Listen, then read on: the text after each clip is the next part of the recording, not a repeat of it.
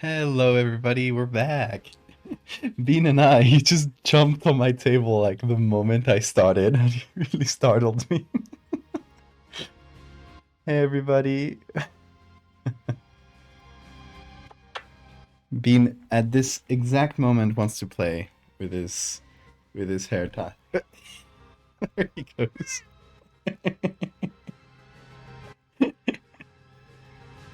Oh, Bean. How's everybody doing? Hello. Hey, RGV, Arky, Siphon, Dilf, Cryptid. Oh my god, thank you so much for the subs, everybody. Like, what a start. He's a great baby. What a start. Cryptid, thank you so much for the 18 months resub. Pyro for 11 months, really close to that year. Cast 13 months, thank you so much. Hammy, 21 months. Oh my god, y'all. Thank you. Yeah, hello to everybody. Hope y'all having a great week. What a week it's been for me. Not in a good way. I burnt my finger. I still have this on. Like, it's pretty much fine, but I don't want to infect it or anything, so I have a little band-aid on. Yeah, I burned my finger in hot oil, which was great. Fun experience. Thankfully it wasn't super bad. And yeah, and just my sleep disorder has been messy the past week. So that's why I haven't been able to stream, but I'm here. We made it. I miss you and Bean. Especially Bean, I hope.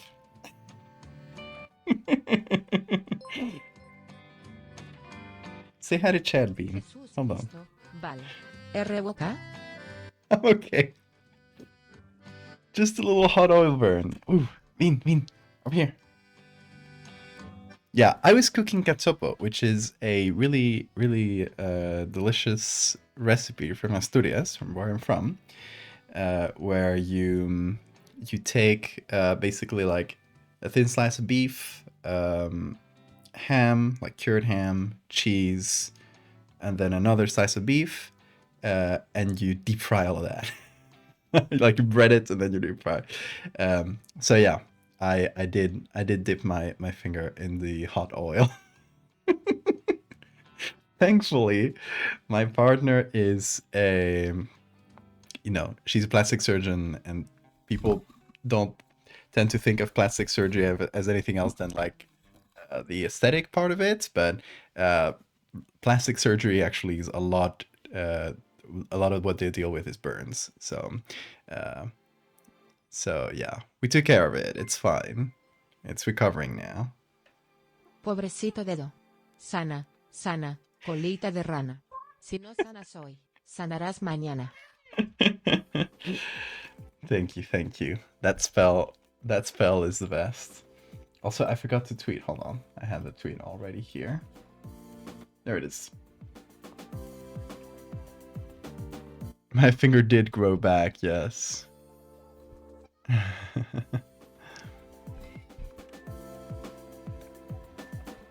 Hey, Sora. Bean is going crazy for the hair tie. Bean, you want to say hi to chat? Or you're too preoccupied with this? Hold on. Take a look here. Oh, here. Behind? Jump scare. Thank you for the hype train. Oh my god. Okay, Bean, go for it. I'm gonna bring it back. He knows how to play fetch perfectly now. He loves playing fetch with me. Oh, there it is. He's back with a hair tie. You throw it and he'll go for it. He'll bring it back. It's a great way of making him lose some energy too while I'm working. Oh. He does jump scare me a lot because he jumps on my table all of a sudden. Okay, here's a treat for you, Bean. Jojo. Oh, text to speech if you knew. Hey, Wen. And hey, everybody who I didn't say hi individually to. I'm sorry, I got too distracted with everything, with Bean and explaining explaining how I burned my finger. Yeah, the shitty part about burning my finger is that I burned it exactly like on the, well, it's hard to see on the actual hand. Like it's on the other hand, but it's like this part of the finger, the pinky, which is like if you're resting your hand to draw, it's where you rest your hand. So couldn't do that. It was pretty painful, and also like I didn't want it to get infected. So yeah, uh, that sucked. But thankfully it wasn't like a really bad burn, so it got healed up pretty quick. It's like mostly fine now. Also, hold on, we gotta remove this tea bag.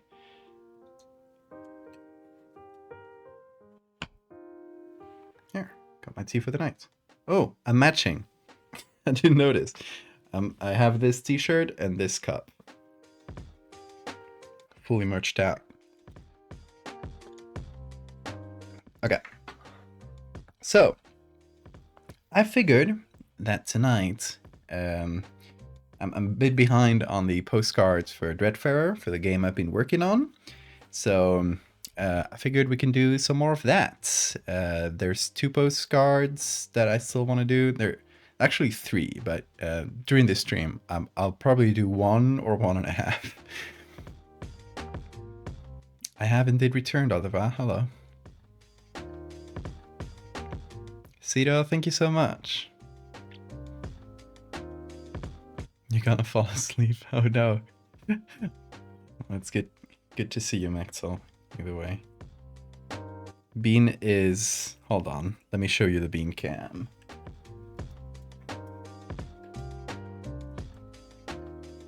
Bean is currently squatting here on my tablet. Because he really wants to play with this, I guess. Do you? Do you, Bean? Come over here. There you go. Oh.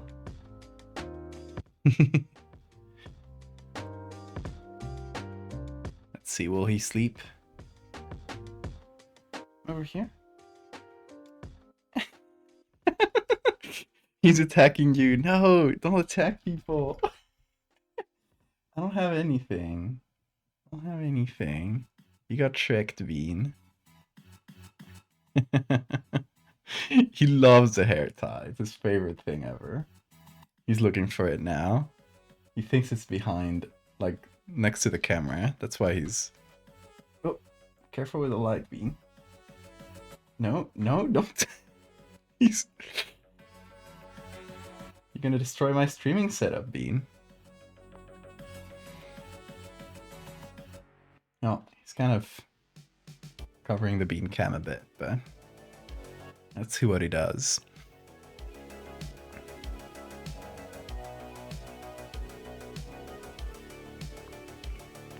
Good luck with your homework, Uranium. I was in a mini-mart looking for tortillas. This cat sitting up on a shelf knocked over 2 boxes of mac and cheese mix. Yes. Chaos. Cause chaos. Alright, so let me give you guys a little primer first on what we were going to be doing. So, as I was saying, we're going to be working on this, on some postcards that are going to be sent to the backers on Kickstarter of this game, Dreadfarer, which is a solo journaling RPG, as it says right there. It's a game about, you know, you just have the game rules plus a journal and some dice, and it's all about cataloging your expedition, your adventures through these new uncharted lands of Lemuria. So you have like a few areas to explore, and you can look for artifacts there, and then you can either like give them back to their people or sell them, or you can be, you know, good or evil as much as you want. But if you're evil, you're gonna get cursed, and it's kind of the gameplay loop. There's a lot of horrible curses you can get, a lot of like creepy areas you can explore, and it's basically like, you know, the game is a sort of springboard for you to just have a character and roleplay them through like through the rules of this game. It just kind of gives you a bit of a springboard to do a bit of a writing exercise, or to sketch things, to be creative on your own. So yeah, it's gonna have a lot of, like, the booklet itself. It's gonna be thin. It's gonna be, about this size, more or less, and it's gonna contain a bunch of my art, and yeah, I hope you'll like it. Yeah, if you guys are interested in this, I'll link to the Kickstarter in a second. Hold on, let me get you a link. I should have prepared this before the stream, but oops.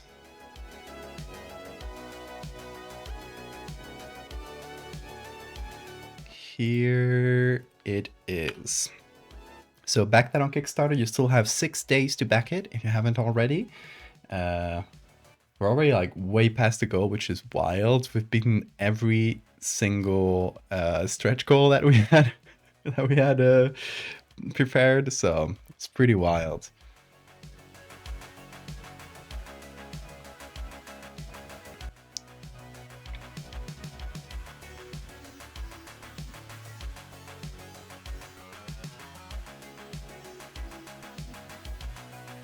You got a new dwarf hamster. His name is Hyena. It's cute. Yeah, check out the Kickstarter. If this sounds interesting to you, drop a few bucks to get a printed version.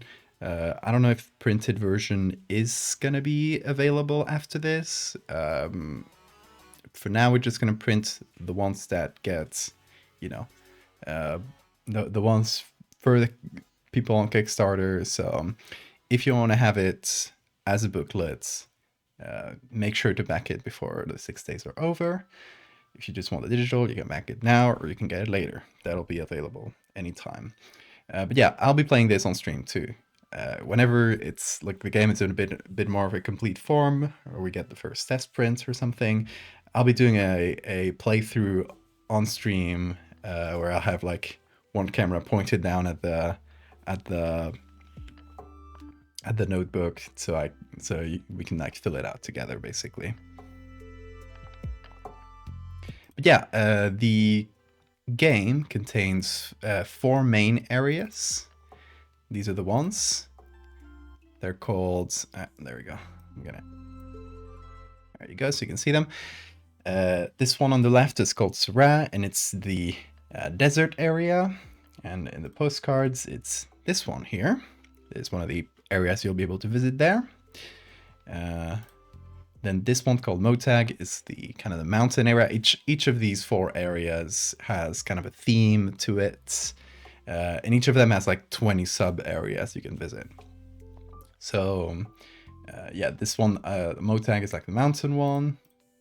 And this is the postcard we did for it. Again, another area you'll be able to visit. And then on the right here at the Sangle, it's like the like forest slash jungle area, and it's like a huge volcanic caldera, basically. And that's the one we're going to be starting with today. And then there's Lazarak on the south. It's kind of more of a higher risk, higher reward area, so it's a bit more dangerous. It's basically a volcanic wasteland. Each of these is loosely based on different places in the Canary Islands, where I live, where I've been living for the past year and something. And yeah, just been taking a lot of inspiration on the areas we've been visiting, and a lot of that, like the geography, geology, all that stuff is going to go into the inspiration for this. Obviously, like heightened and a bit more fantasy like, but yeah, a lot of the general areas are based on like different islands in the Canaries. You could technically pirate the game. Why would you say that? Don't do that. Long ago, the 4 nations lived together in harmony. Mechtel, are you reading my mind? I was like, literally last week, I was with my burnt finger not being able to work much, and with my sleep disorder being all sorts of fucked up, I started rewatching Avatar. So that just felt really like you read my mind. That's really funny. I was literally just watching part of the second season uh, earlier while I was having a dinner today. So that said, it's a pretty easy guess to make because I rewatch Avatar pretty much every year. Also, where's Bean? Where did he go? I'll leave his hair tie over there.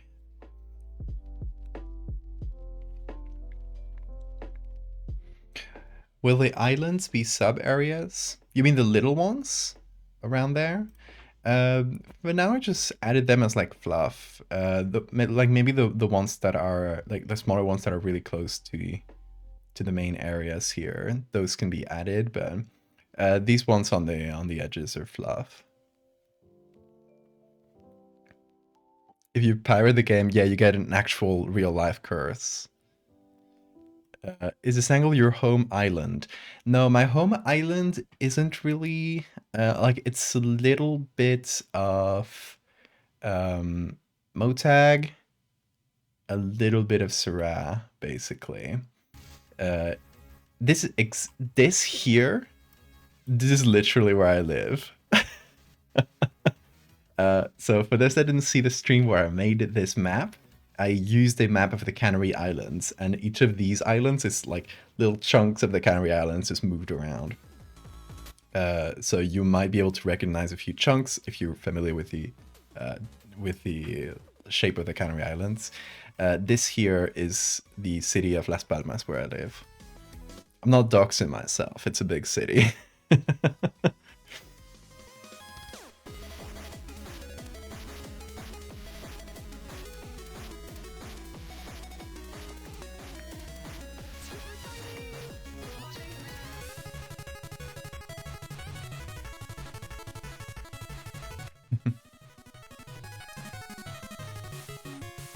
Does it really count as piracy? Yeah, because we were going to be selling the PDF.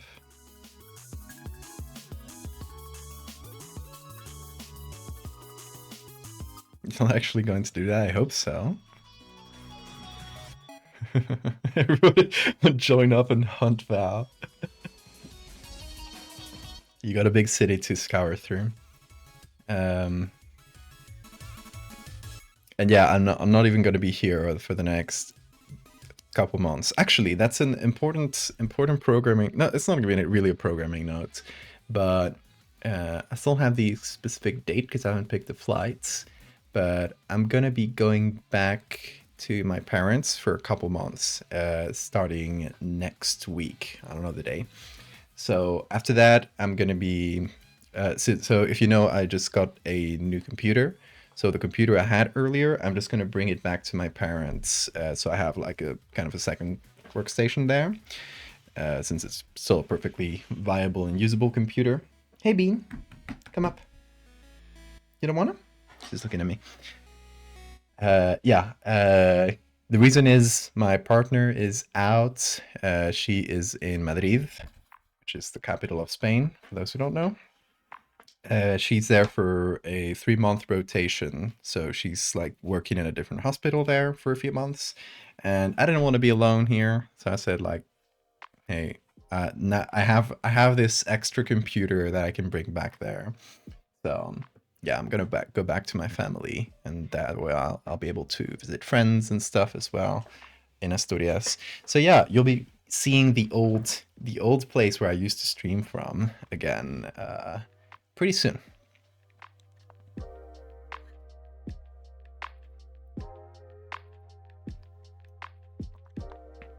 Okay, see you, Hammy. Have a good sleep.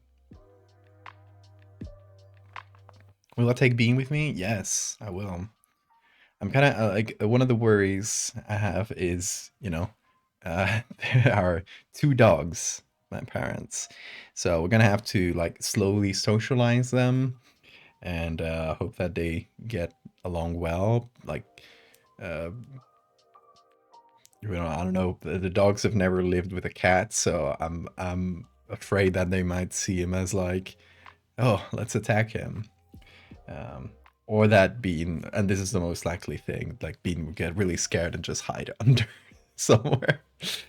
So at least in the beginning, we'll have them like separated throughout the day, so they'll each have like a space where they can go and they can slowly see each other, and it'll be fine, but it'll probably take some time. But yeah, you probably won't see that on streams because I stream at night and the dogs are sleeping at that time. Hello, Bean. I was talking about you. Come up. Come over. Look at him. He's here. Yes. He's trying to eat my finger. So yeah, we're slowly gonna try to get them to meet, and hopefully they'll be chill with each other. I hope so. The dogs are sweethearts.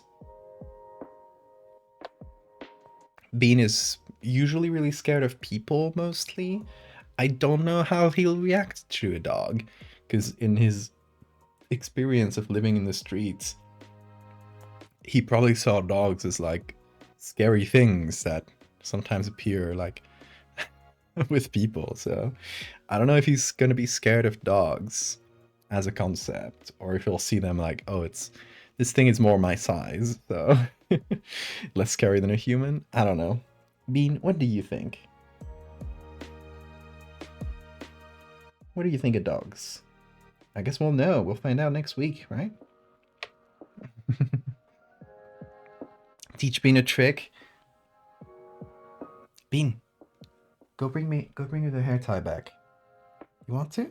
Or do you want to go up here? Come on.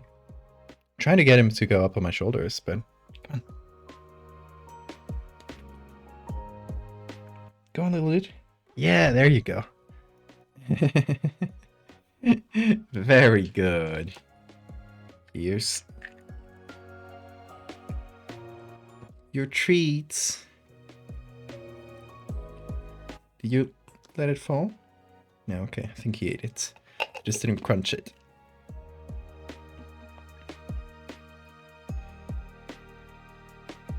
Ooh, he loved that treat. Here, get the treat dust.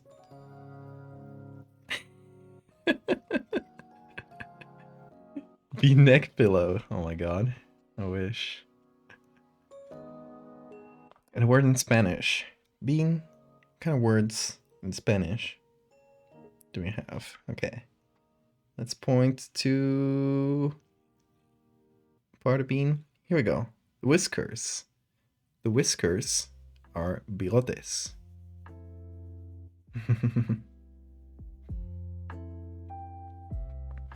Okay, so let's get to it. Let me know if you got any questions about Dreadfarer. I'll try to explain as much as I can. Yeah, these are the two we've done so far.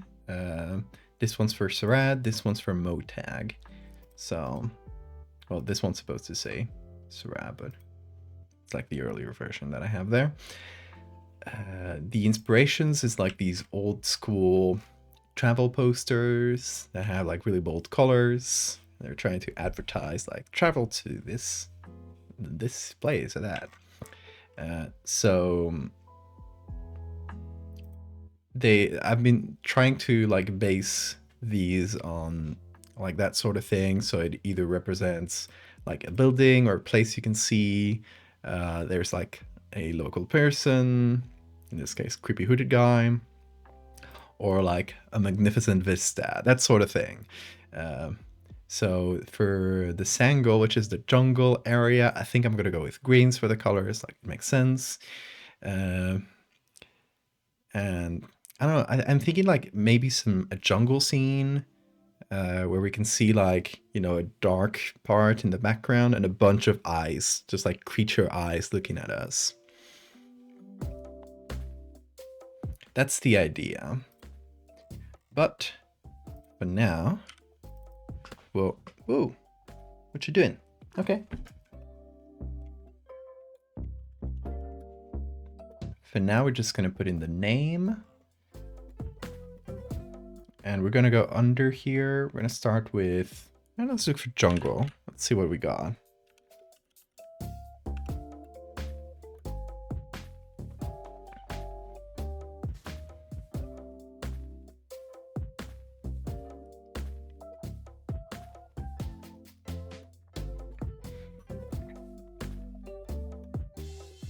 The question is what kind of jungle should I go for? Not really sure. Bean, bean. Don't eat that. Do you want your hair tie? Is that what you're looking for? Hold on, it's here. Hold on.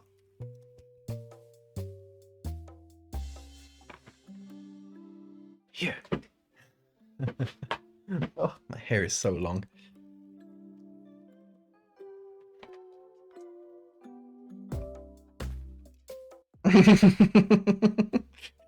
You guys hear that little scream?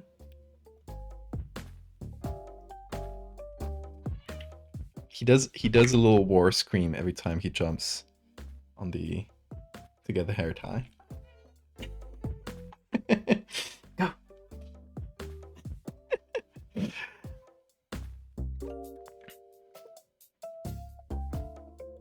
There's a fruit shaped like a UFO in Brazil. Really? What's it called?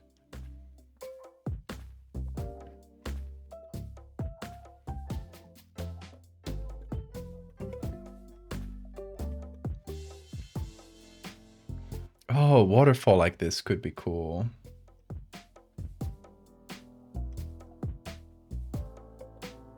I like the waterfall, but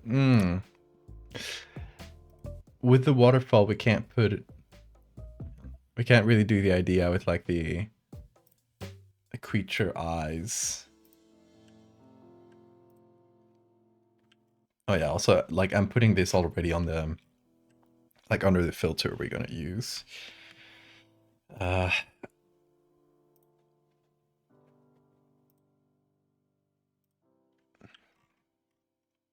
Although I can remove the color part of the filter, so we can do the color later. But it's sort of like grainy, posterized look. That's what we're going for. Kambuthi?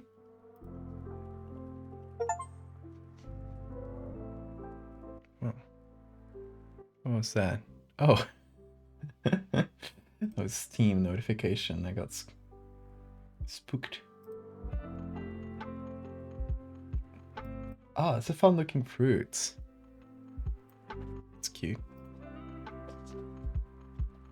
Oh, Bean is going wild over there. Just did a backflip. His toy that Cryptic gave him. This string toy here.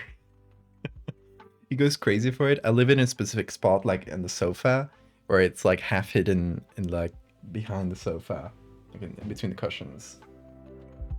And he loves that. He'll play with it all the time.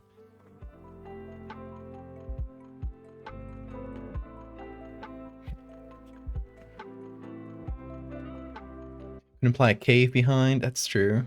Classic like behind the waterfall type thing from every video game. Can't find a motivation to draw. I'm sorry, Siphon. Art block is tough. Hey, Mitchie. Can barely see the top text. Oh yeah, don't worry. Don't worry about the text. We'll figure that out at the end. But now we're just figuring out what we're gonna do. Text is for way later.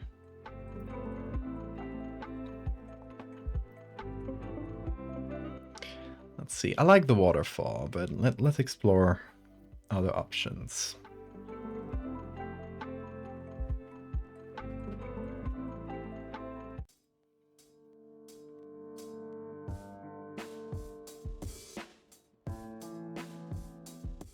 Kind of overgrown ruin is dope though.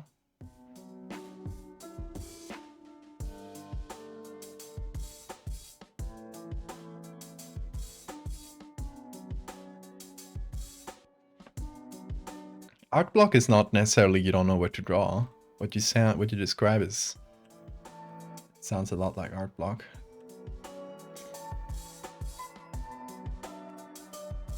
Like when I had art block, it wasn't that I didn't have ideas.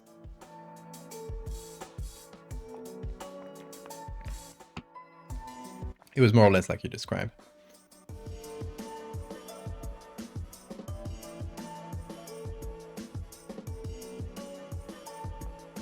Getting a weird species vibe. Yeah, definitely. Like this area is gonna be a lot more, you know, obviously it's like the jungle area. It's gonna be a lot more like nature oriented instead of like exploring as many like just like inhabited places and ruins and that sort of thing. It's a lot more about like finding creatures and stuff like that. Like the artifacts you can get, which like, okay, so quick explainer, the game itself, you're gonna decide on like with your next expedition. So you decide on, you throw a d20 to decide on a place within each of these areas, right? You say, I'm gonna go to this angle. You throw a dice, you decide, okay, I'm going to, let's say like these overgrown ruins, and then you throw another d20 and that tells you like the artifact you're seeking or the artifact you're going to find there. And so the artifact is not necessarily like a thing, like an object, a man-made object. It can also be like, I don't know, the fang of a creature. So yeah, that could be the case. Or there is one like character archetype you're gonna be able to choose, which is like a hunter whose objective is, instead of going for artifacts, you're always going for these to like track like weird species and hunt them.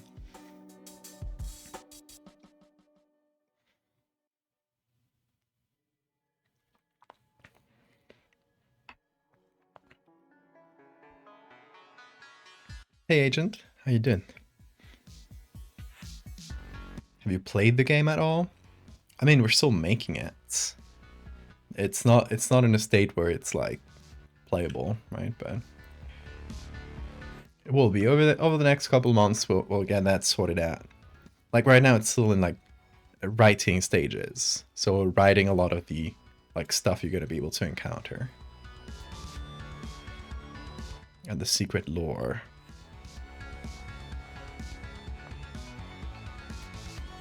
I like to roll to find the claw shedding of a bean.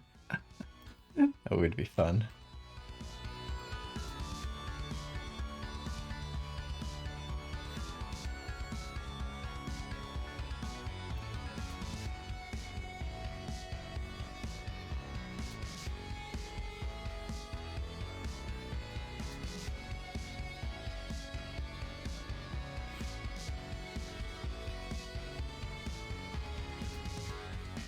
Quickly running out of relevant like images. It's all monkeys for some reason.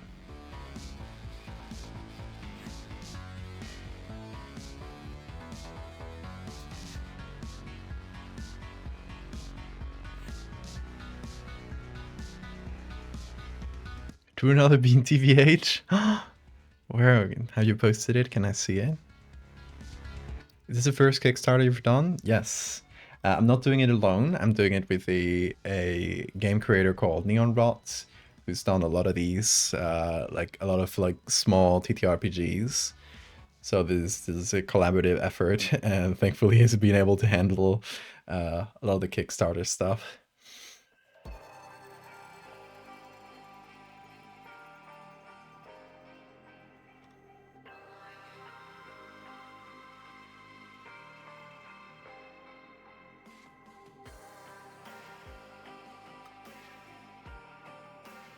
You've never had a pet cat. When you moved in, you kept finding keratin crescents everywhere. I love that. Keratin crescents is a very good term.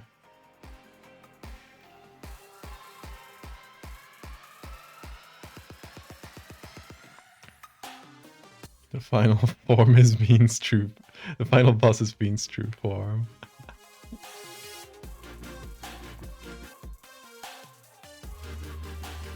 Will it be Megalomorpha in the game? No, it's gonna be its own thing. It's not gonna be tied to any of my previous stories. I wanted to stand on its own, if that makes sense. Wow, these mountains would have been really cool for the last postcard too. That's dope.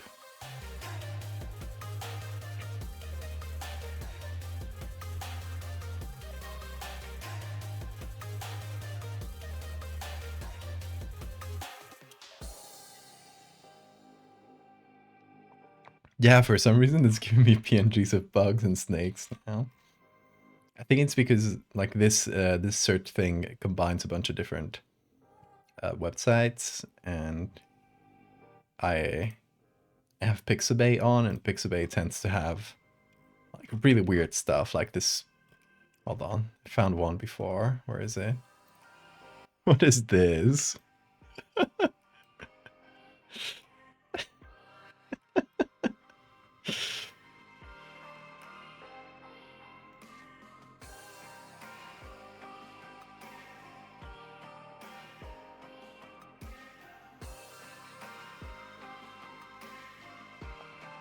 Monkey.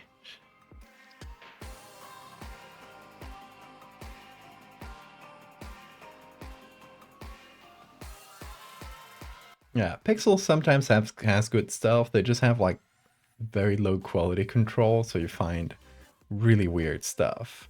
Like again, it's something like these King Kong thing edits. Oh, look at the lasers. That's so funny. Hey Bean. Go get the hair tie, it's over there.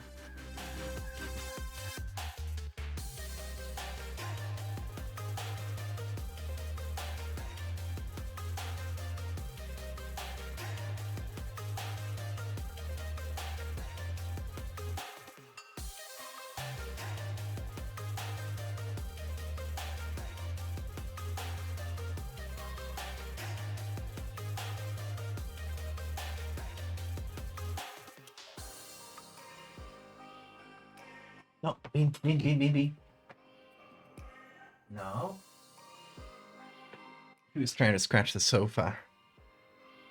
You little... Bean is going crazy.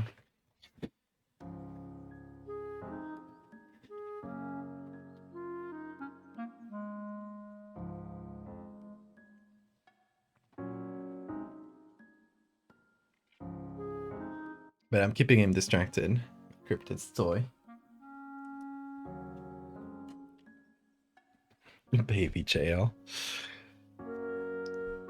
Baby jail 1,000 years.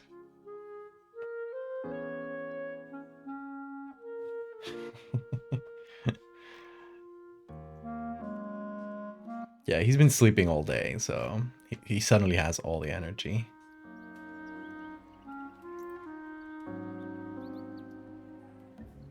Ooh, this foggy forest is cool too.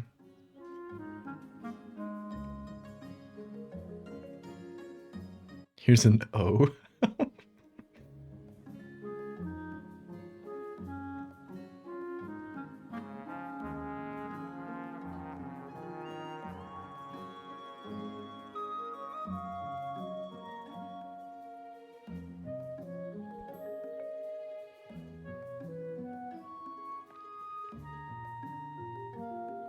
Oh, this kind of mangrove forest vibe is cool too.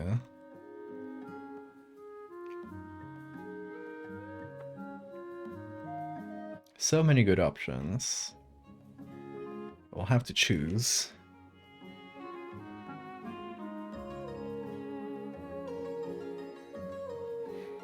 Send him to court first. Baby court.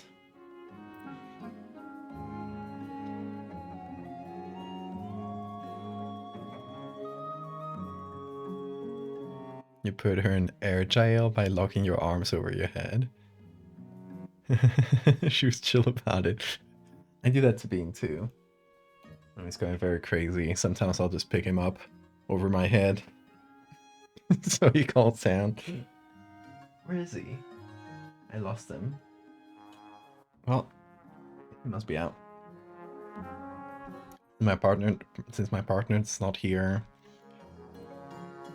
I can stream with the door open now. He can come and go as he pleases. What? This? Why does it look so sad? Oh, look at this thing.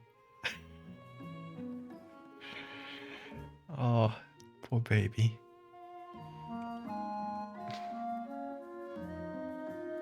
Big Bean.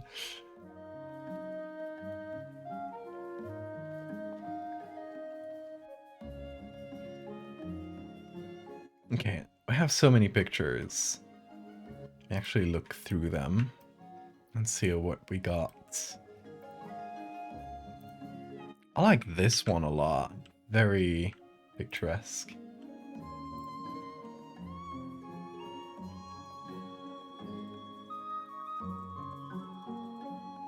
I wonder where that is. It's very cool.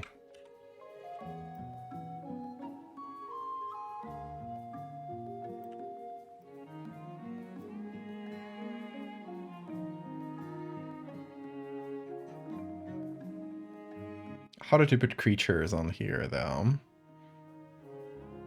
Unless we were, like, more explicit about it. Instead of just having, like, creepy eyes, we have, like, a weird animal standing here. Maybe, like, a weird, like, a glowing animal or something. Or a completely, like, pitch black, like, Vantablack type creature. That could be cool, too. Does he miss your partner?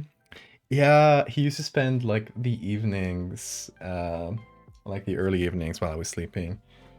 He used to spend them like on the living room with my partner, and now he's just there alone. Every time I wake up, he's just there alone, kind of waiting for her. I'm like, oh no, baby. So yeah.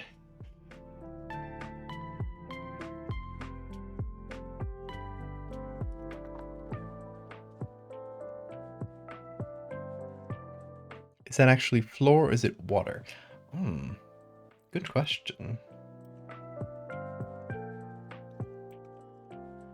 It's floor, it's floor.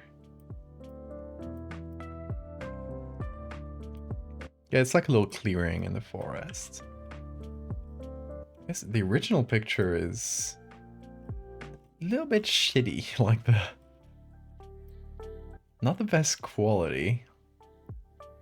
There's like a bunch of artifacts, but the good thing is that we'll be running it through this filter, so that won't matter. Have a test tomorrow? Oh my god, good luck when. It's US history. Ooh.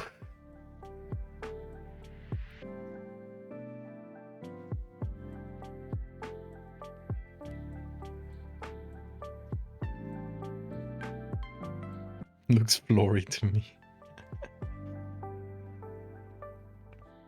Some long legs, that could be fun.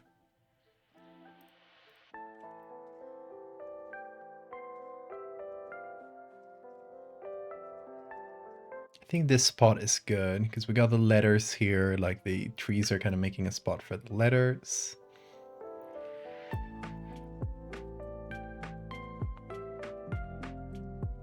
So, First of all, let's put a grading map here. This should be at 25. There we go.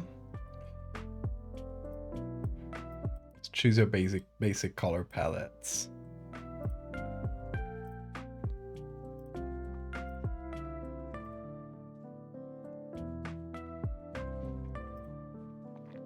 I think it's gonna go like green to blue-green.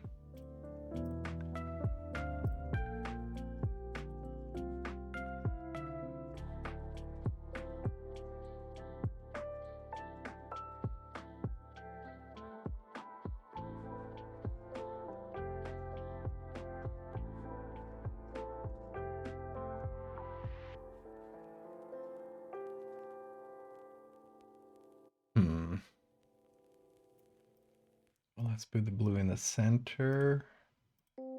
Yeah, that's better.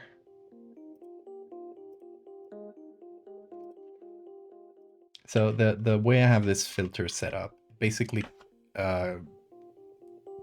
creates like 5 bands of color. So you have black, white, and then 3 colors in the middle. So this grading map basically like chooses the color palettes. And then we can do what I did for the others is like here there's a color palette for the mountains, one for the eyes, and one for the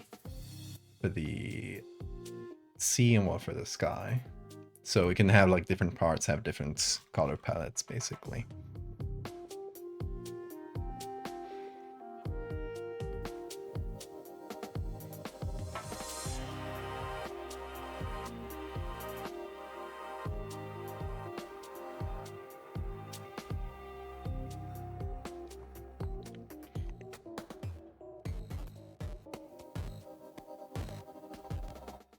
This kind of yellowy green is good too.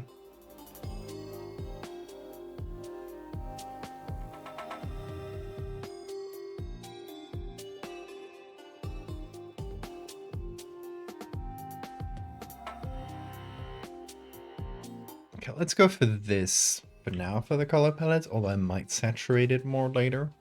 We'll see. What I can do now is go to the levels here and basically change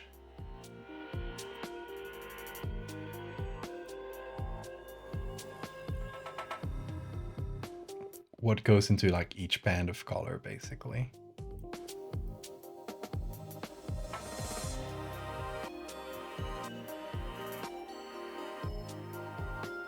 Gives it a bit more contrast to the trees in the background here.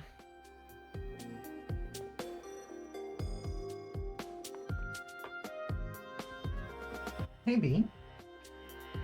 Hey, what you doing down here? Why don't you come up? Come on. Oh, yeah. Hello. How are you sleeping on the ground? Go to your little bed. If you want to.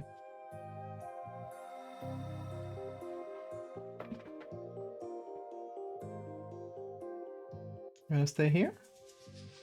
Have a little sleep? There you go. Okay, so I'm thinking like my first idea here with this specific image is just like what looks like maybe a normal, like with a silhouette of a normal deer maybe, but it's like entire either in pure white or pure black, just like a strange like magical looking deer could be fun.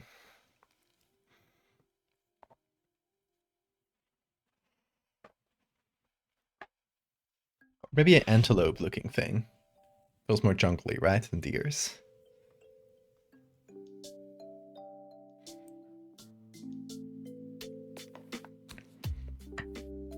Oh, but on bean cam, hold on.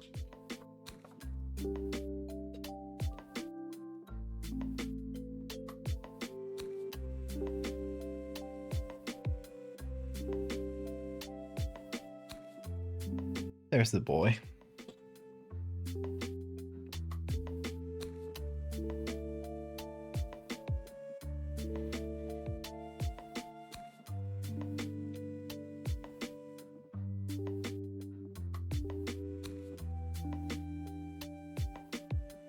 Okay, let's see.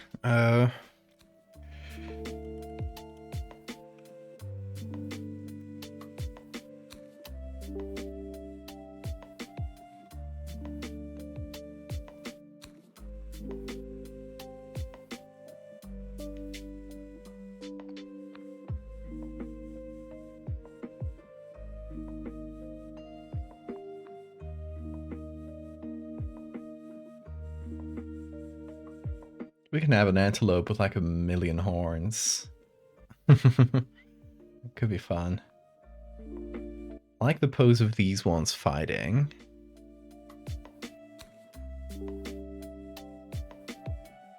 Writes a synthesis essay in 40 minutes. Oof. A musketeer. Let's see if there's musketeers here.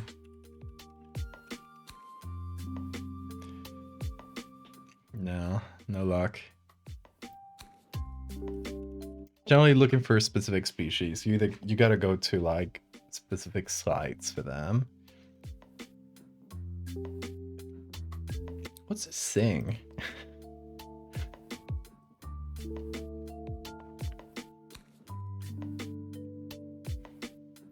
It looks like a really large antelope, like a mix between a moose and an antelope. It's cool.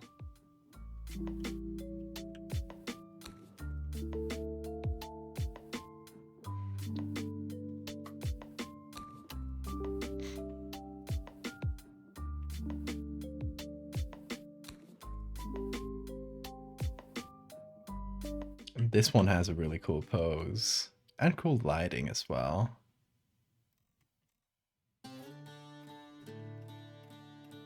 It's kind of a fighting pose, which I don't know if it makes that much sense, like to have one alone doing this pose, but also I guess the silhouette is not that readable since the head kind of clips into the body.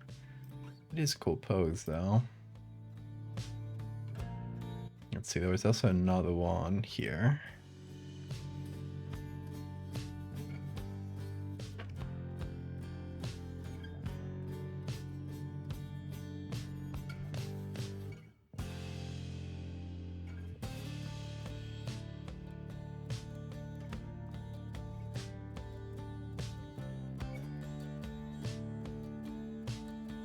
You're doing calculus. Good luck. Something my head could never wrap around.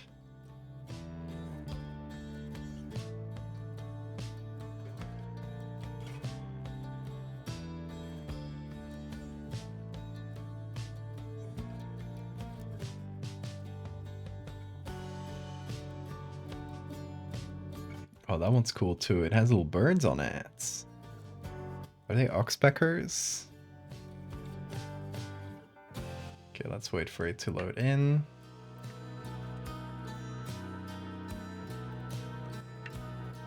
Yeah, those are oxpeckers. I like this one too.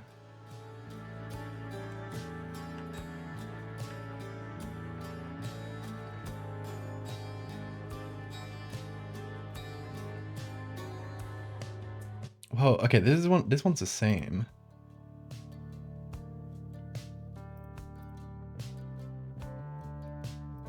Oh shit. There we go.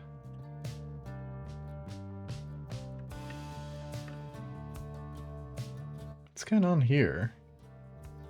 Does it have like a horn growing in?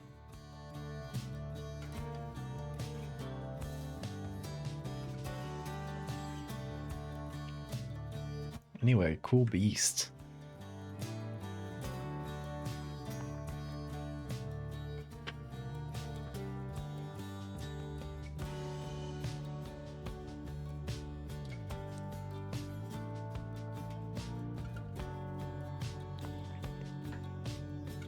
So you're doing calculus in the summer when?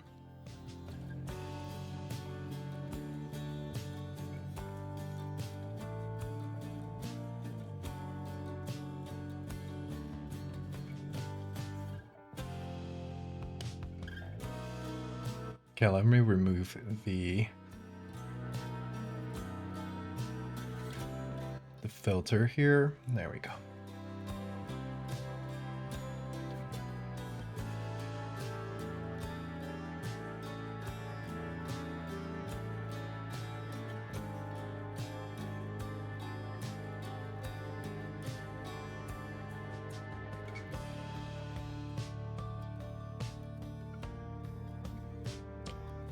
I like these two the most, especially those horns. Like, look at that. I'm thinking maybe like the silhouette of this one, but I changed the face with the other one.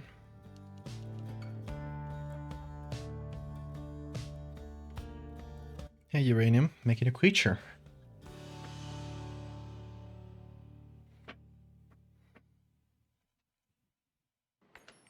Bayard Rustin is a fascinating guy. Was a fascinating guy.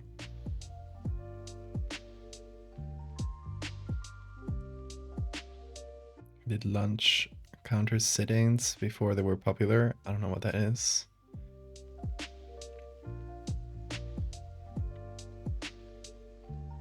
Nice. Sounds like a cool guy.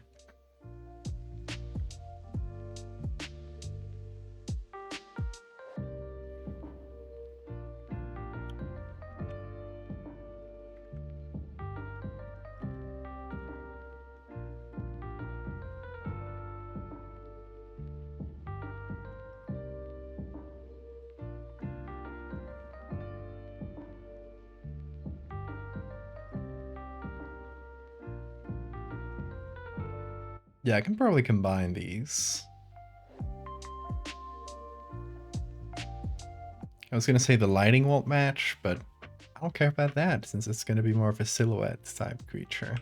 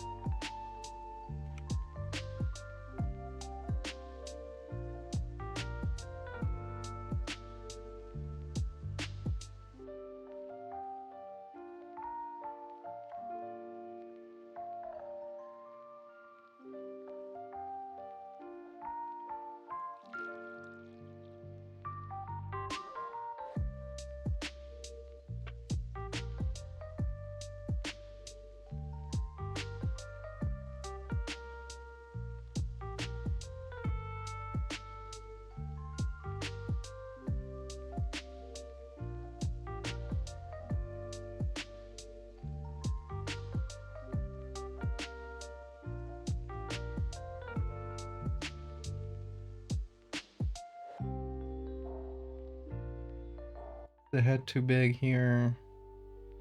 A little bigger, but I think it works.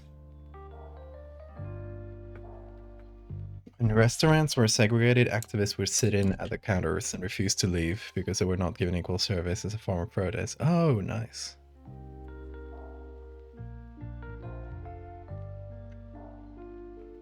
Can't make the crafted two heads. I'm thinking of like giving it extra horns, maybe.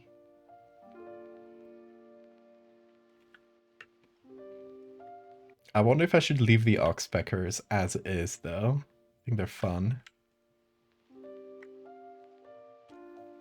Like, just have this really weird shadow creature show up and it has normal little birds just pecking at it.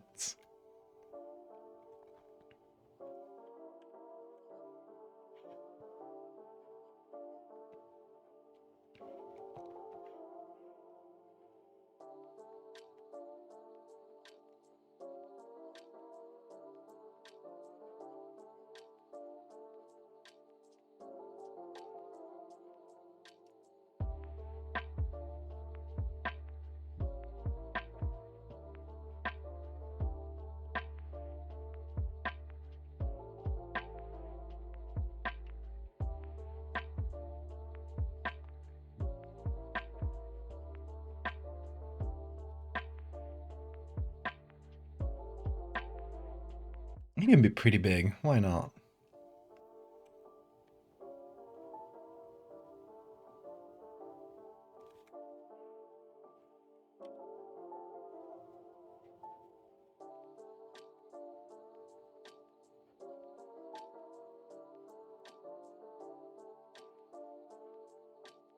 Turn that beast into a hedgehog.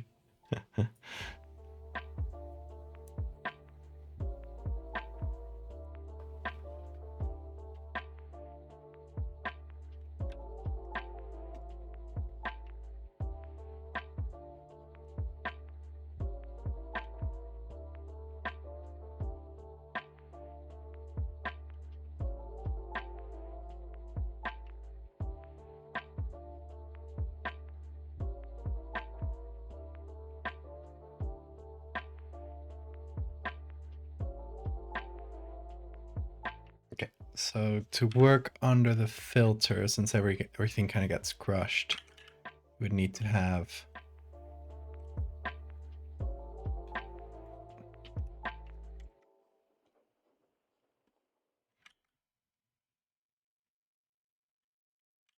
Bit of a bright halo.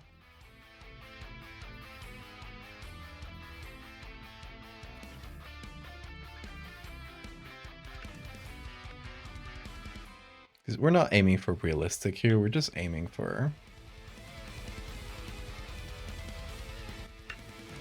more of a picturesque type thing. A travel poster.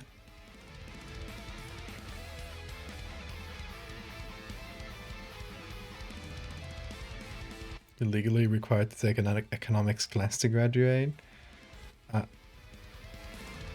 The US like university system sounds insane to me. I'm very sorry. In Spain, you just go to study medicine and you'll only study medicine. There's no like the whole thing with like majors. I don't understand how majors work. It's I don't care to understand either, but like it's so weird to me. The whole idea where you go to university and you pick like completely disparate subjects instead of like going there to study like the one thing you're there to study is weird to me. It is shit. I've heard as much, yeah.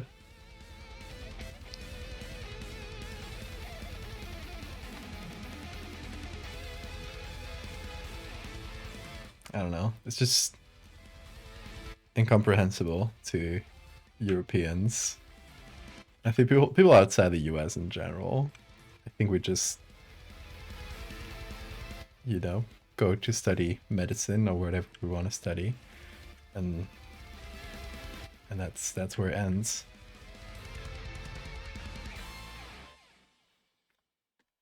No? Oh, okay.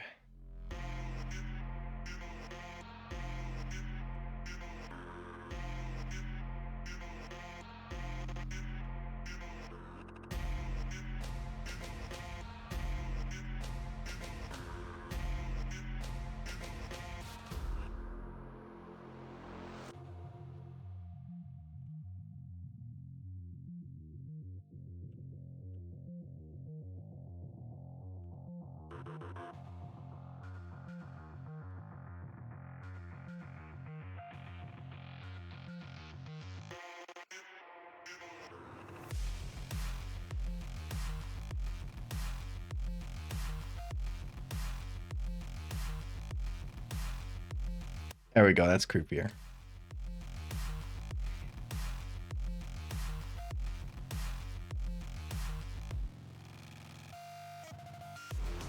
Fun fact about the American school system, never had a sex ed class in your entire 12 years of school. Jeez. That's wild.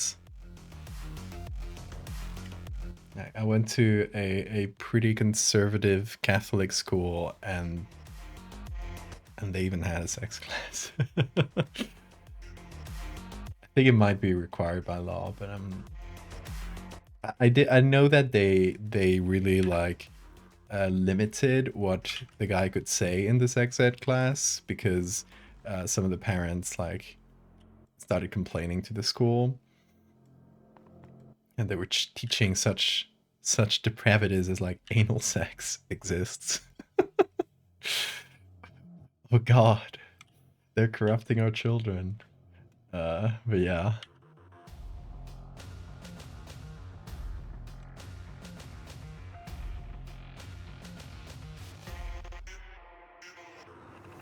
Yeah, Tumblr at least.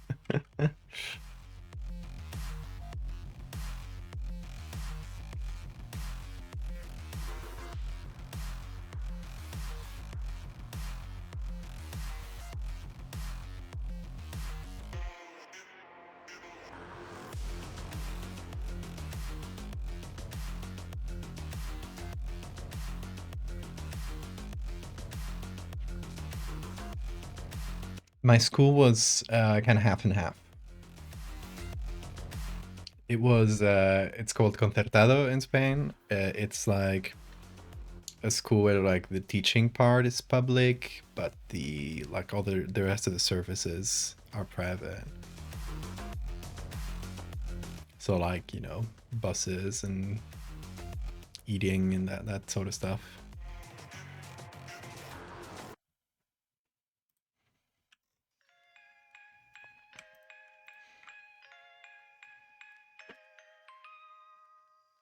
Okay, I should give this thing a shadow. Wondering where the light comes from here. It's definitely from the right, but it's pretty, like, soft. So it should probably be a soft shadow.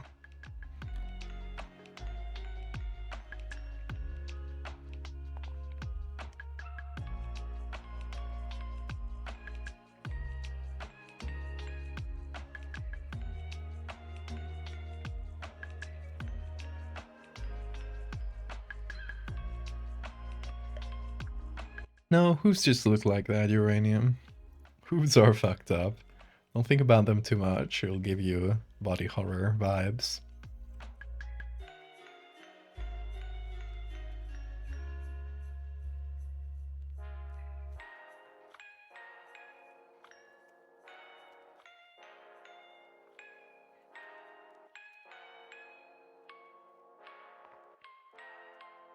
I think I've talked about it a lot on stream, but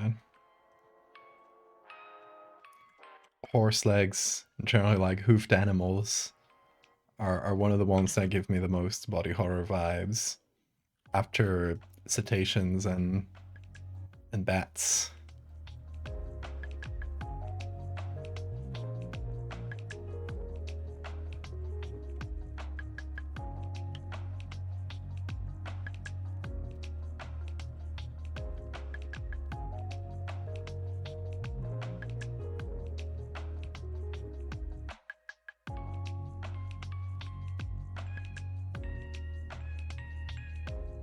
Yeah, Ricochet. I was thinking either more eyes or more horns. I haven't chosen though.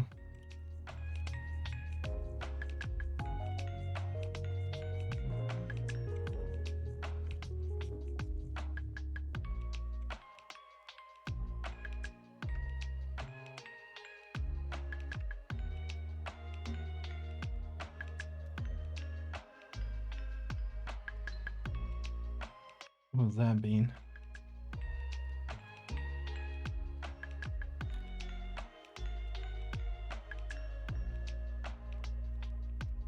What hooves look like when the animal is first born? Oh yeah, that's awful.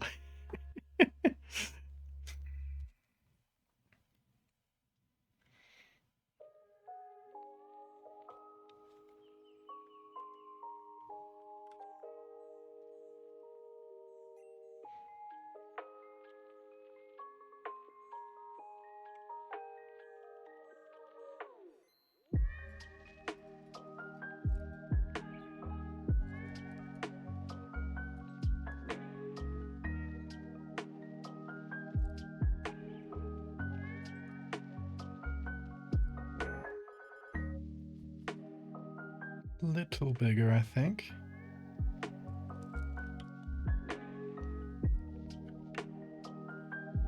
There we go, that's pretty cool. I like the 4 eyes.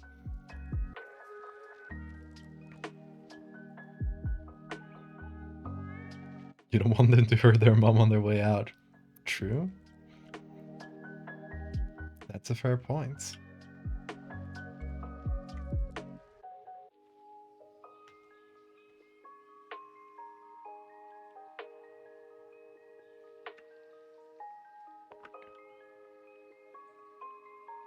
Okay, what color should we give the animal? Let's try...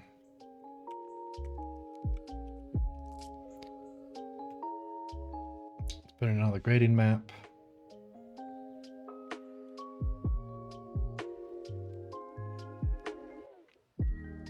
I think blues is the right idea. This one is too strong though.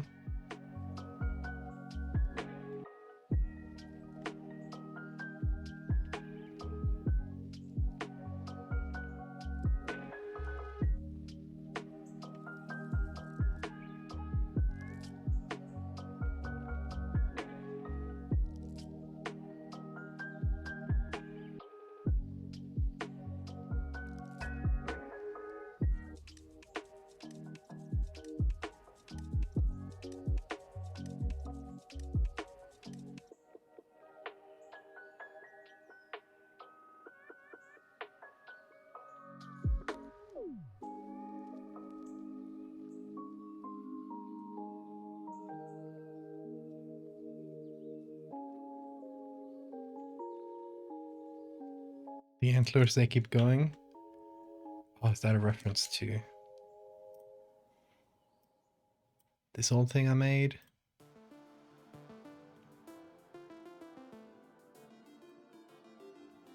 Let me see if I can find it.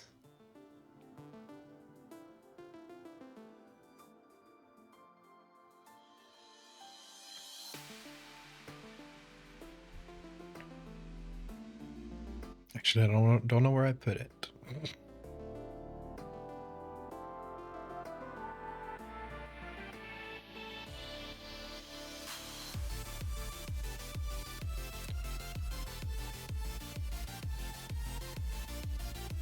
Oh, there it is. This bad boy. Let's turn into this.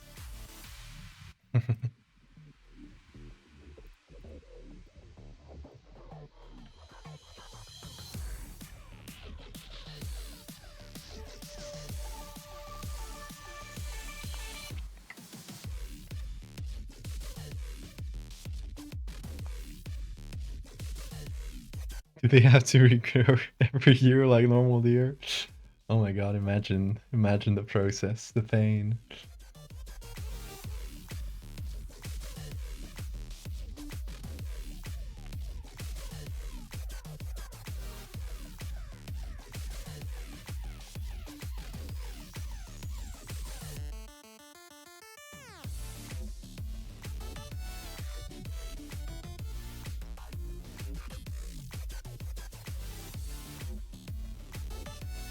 I think it might look better like this.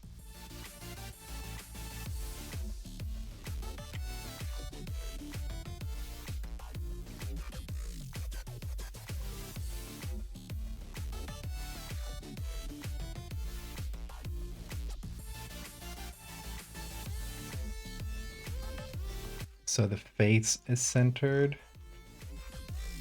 Let's see, I gotta move this too.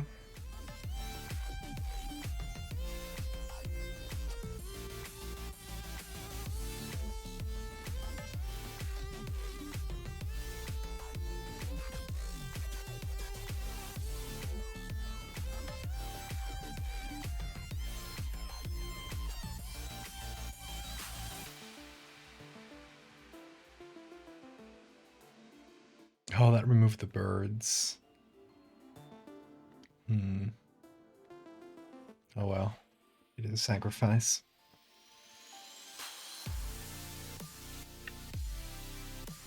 So much velvet. Oh my god.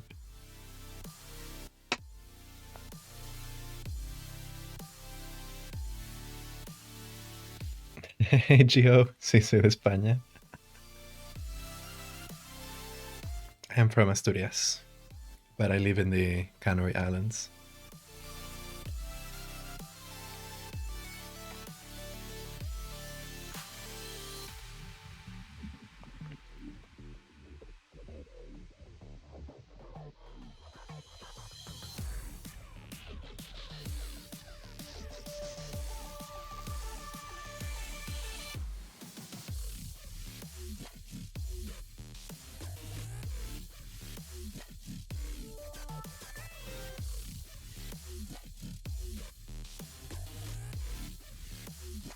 How about that? Is that better? Disregard to the lack of shadow there. What do you guys prefer, here or here?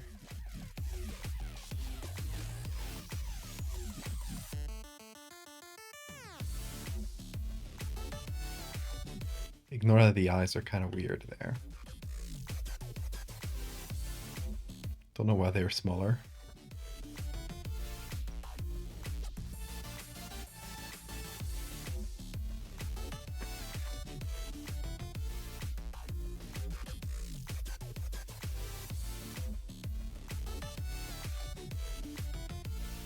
Not sure, I like both. Huh.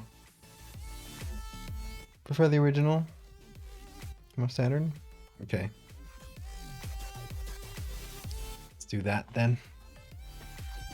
Thank you guys for your inputs.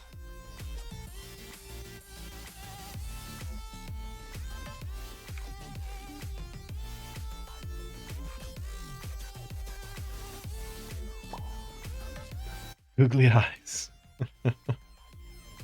Put that on top here. Oh, it's huge.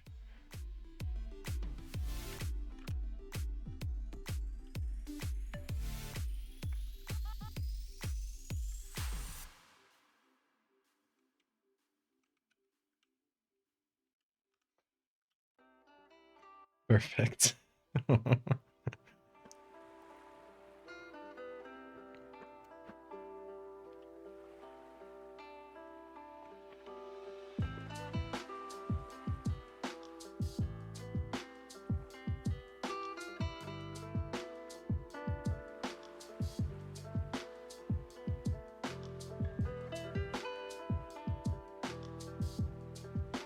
Now let's select the birds out of here.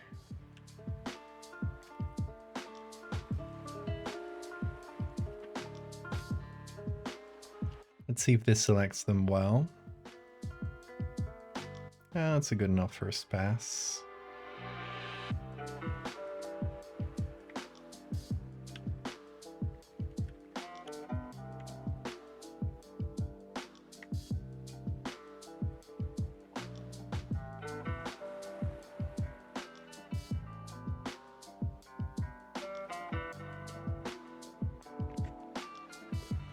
I don't know, I find it funny that a mythical creature would have little parasite birds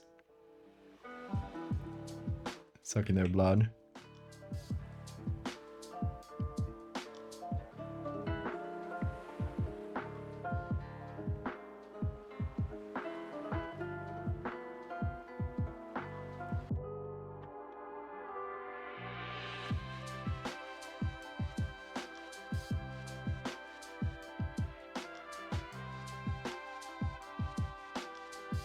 Okay, let's add a third grading map just for them. So they pop out a little. I think this one straight up works. See? Yeah, why not?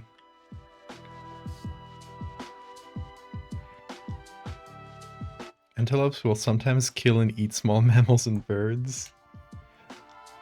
I love that. It's always like fun and funny and weird seeing like animals that we were taught were like, you know, kind herbivorous animals just like eating other animals. Like it happens. Are you gonna hide any googly eyes in the final game? That would be funny. One of the artifacts you can get should just be a normal googly eye. And it's just completely bewildering to the people like in the worlds of the game because it's like the early 20th century and they have never seen plastic.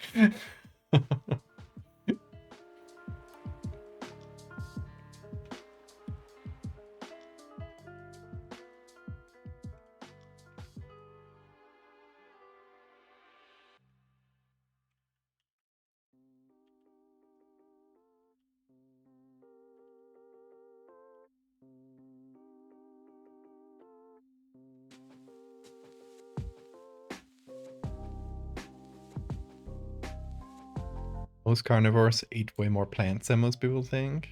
Yeah.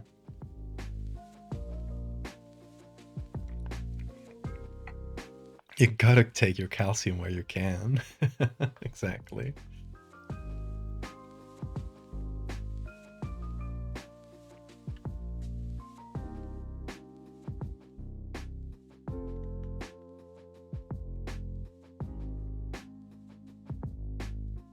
Oh, okay. Idea here. If I take this gradient map, the base one,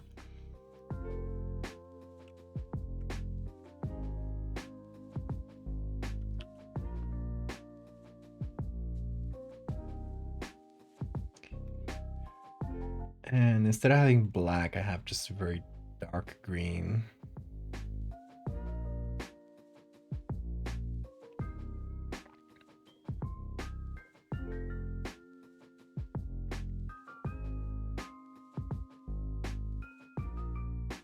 That makes it stand out a lot more.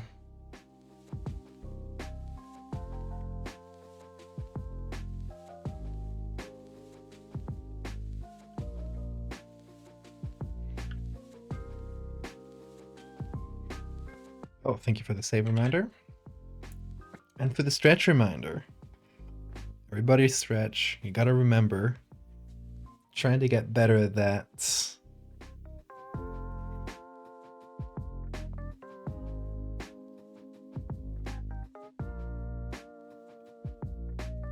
Boring, yucky water? Do you not like water? What's your problem? I'm kidding, but like, what is the best thing? I love water.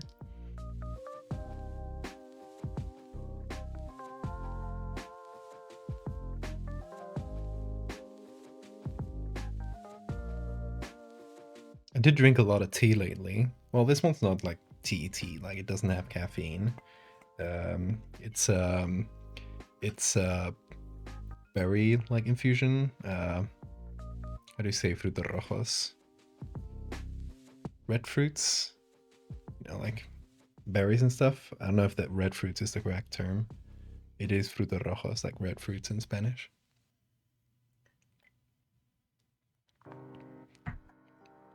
You know what you do if you don't like water out of the tap? It's what I do. I have like just some glass bottles, like big, like 1.5 liter glass bottles. I just fill that up with the tap, put them in the fridge. Whenever I need water, I refill this one, which keeps the cold for like the entire day. I just refill it with that fridge water, so you'll always have fresh water. You literally have no excuse. These ones are like super cheap too. It's great.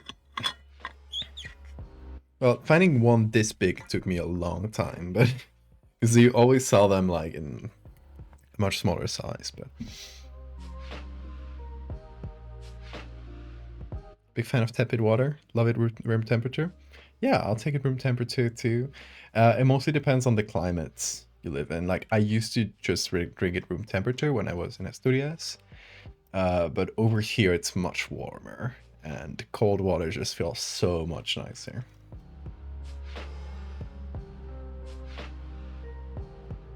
Just helps regulate body temperature a little bit better.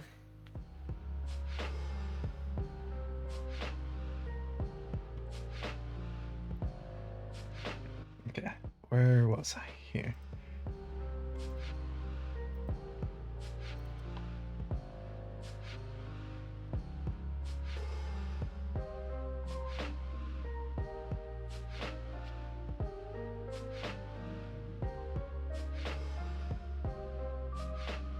Let me copy the head.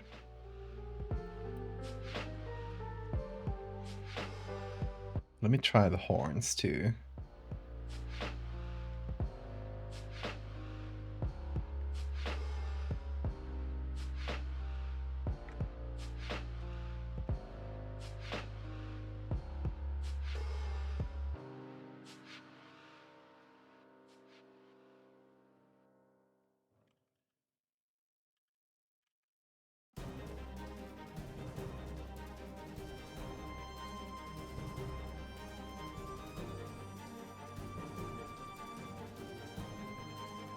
Should separate them in 2 layers.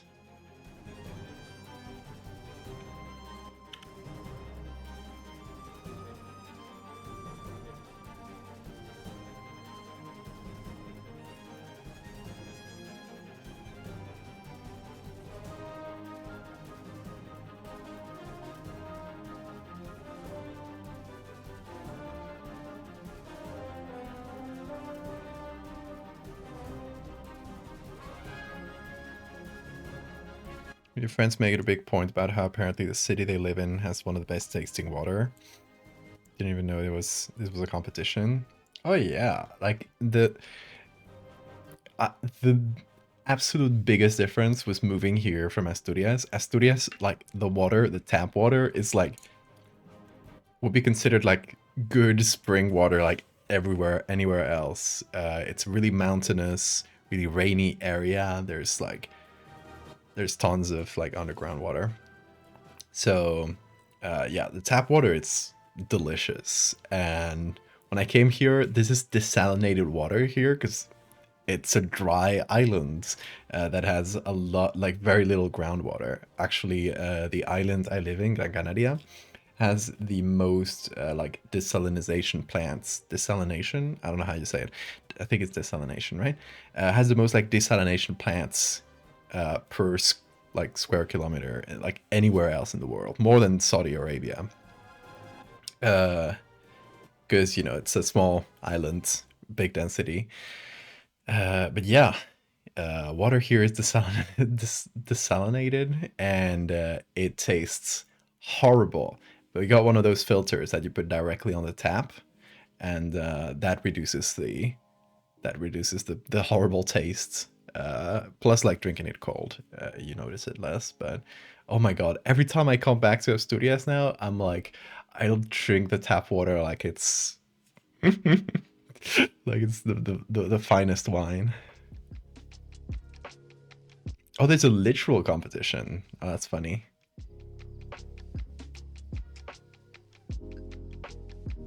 Madrid water, pretty good, especially for a big city. Not like Barcelona water. Barcelona water sucks.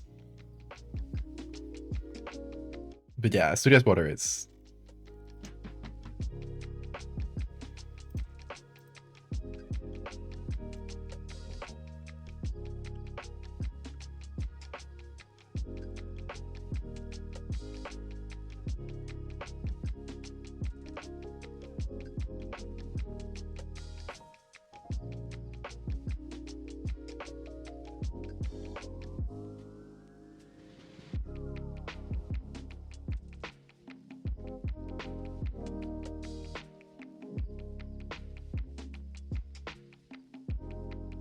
Trying to figure out where to put this. The second horn. Anyway, let's try out the filter on it.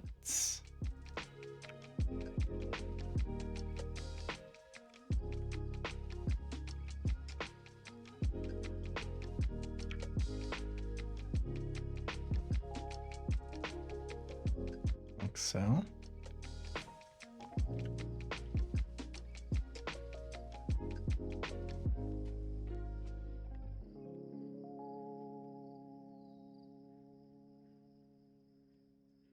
Anyway, what do you guys think between this and this? Not sure, actually. I think I might keep it at 2. Let me remove the googly eyes.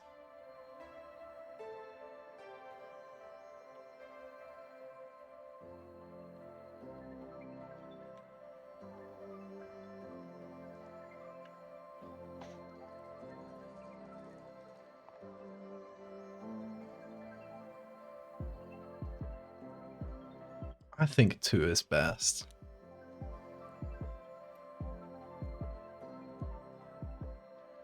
Texas, it tastes like drinking marsh water. I bet Texas probably doesn't have a ton of groundwater. I don't know if it's desalinized or however you say that though.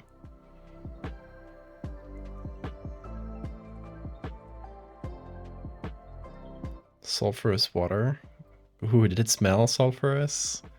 I would hate that, I think. Too sleepy to understand what you're doing. Testing out if adding 2 extra horns looks good or not. I'm kind of more partial to just 2 horns. It already looks like a weird mystical creature as is.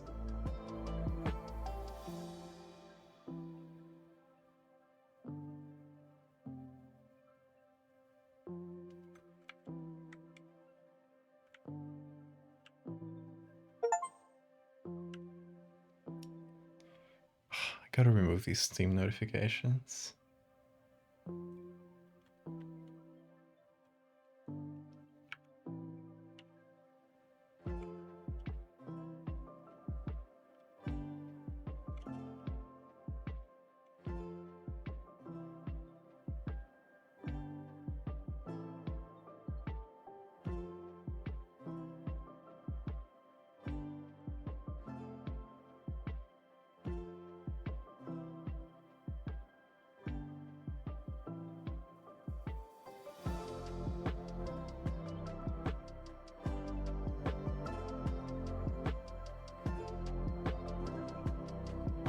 supposed to be huge? It's supposed to feel big, yeah. Not like huge, but pretty big.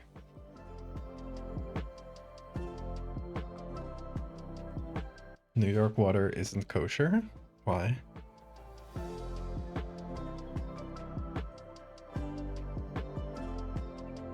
There's copepods that live in New York City water. I bet copepods live everywhere though. Like most waters. Oh, that's just like super filtered and treated.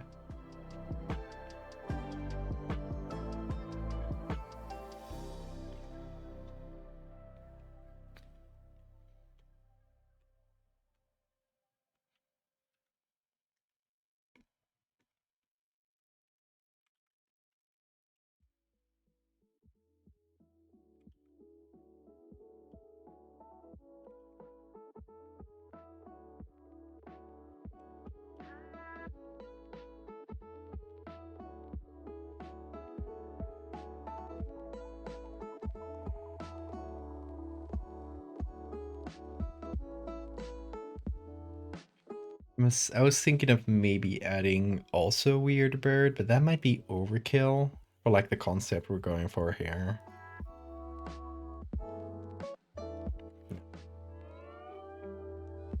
I think so.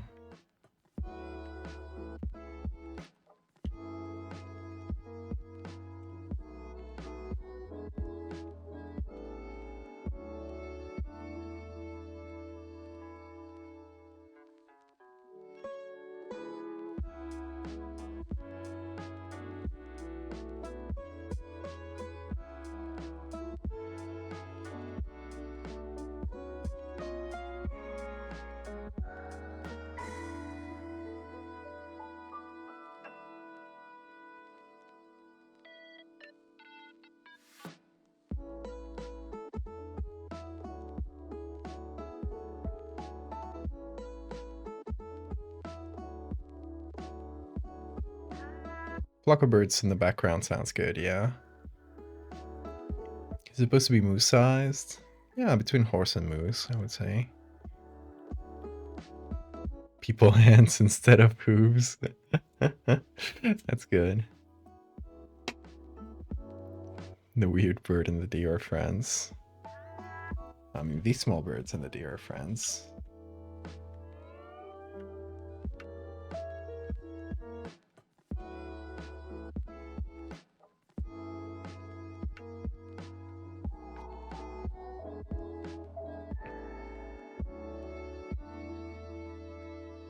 Yeah, like the deer from Princess Mononoke, yes, exactly. Okay, do I have any images of flocks of birds?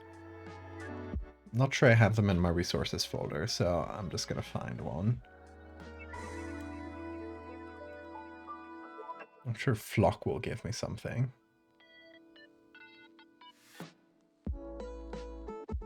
These blurry ones are pretty good, but I don't think they'll look good with a filter. These are good.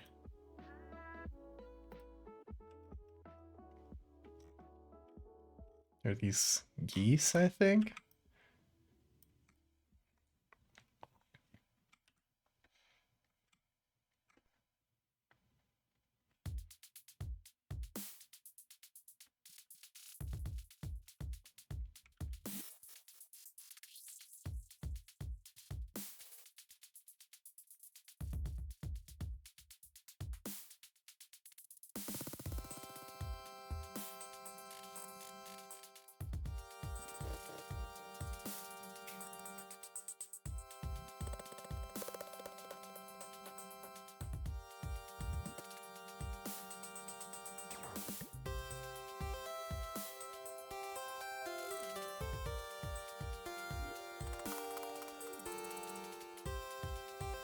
Put a horrific example on the Discord. Let's see. Oh yeah. Is that from Adventure Time, is it?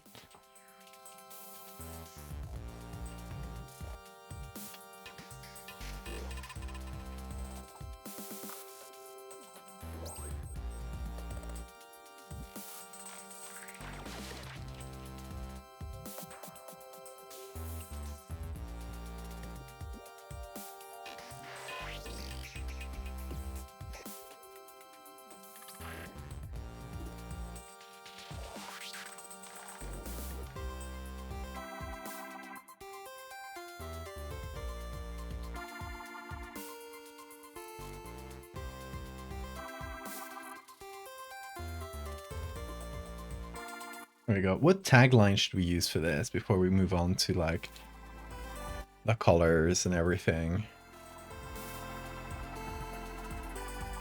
Because it has to be some sort of like tourism slogan or something that feels like it. The one for Sarah was "Get away from the ordinary." This one was "A sight to behold."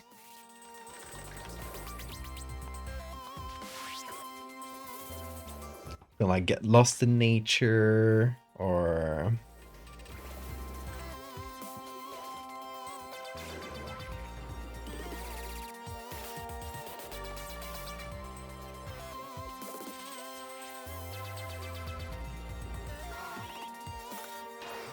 you're achieving horse mood size. Yeah, I'm not too concerned about the size. It's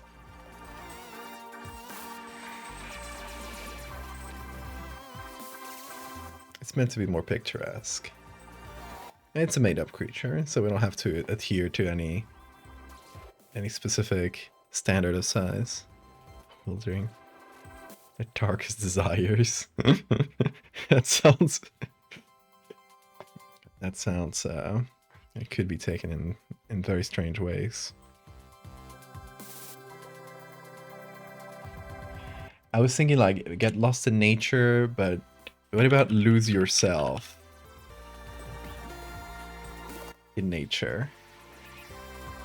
Like lose yourself sounds a little bit more like you're losing your mind, which, you know, goes with the theme of the game. What do you think?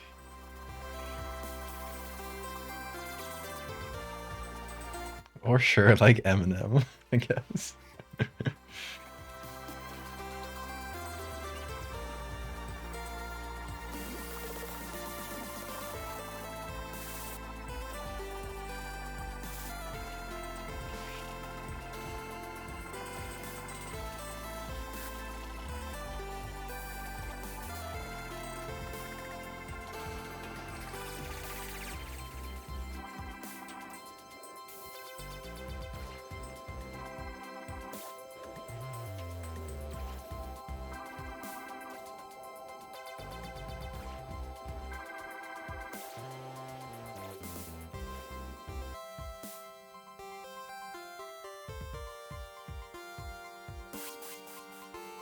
Yeah, get lost is more, you know, like literally getting lost. Lose yourself is a little bit more like you're losing your mind type thing, right? That's what it feels like to me.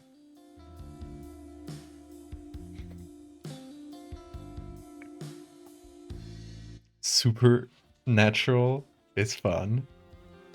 Is that British Columbia? Is it? I wouldn't want to copy the slogan of an already established thing.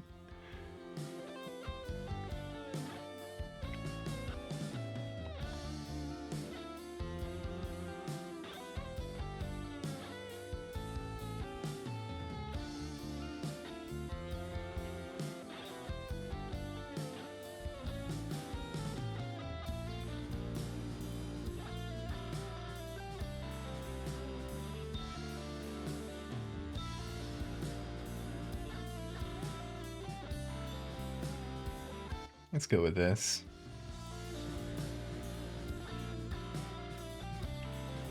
Now I'm gonna put this into a smart objects. Oh, and all these lines, they're just cut in lines. It's because, you know, I'd rather just make it directly on the postcard template that I usually use for like the Patreon postcards and stuff.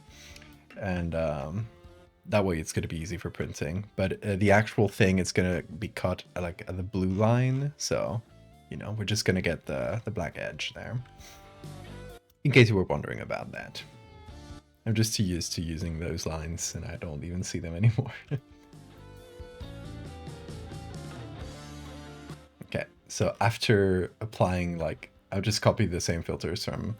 maybe I should copy them from this one. There we go. After applying the grain and stuff, it looks much less harsh, as you can see.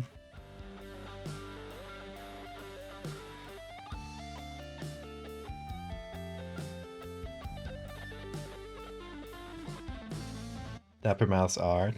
Yeah, I love how she does the, you know, the writing next to her art. It's something that's always inspired me a lot.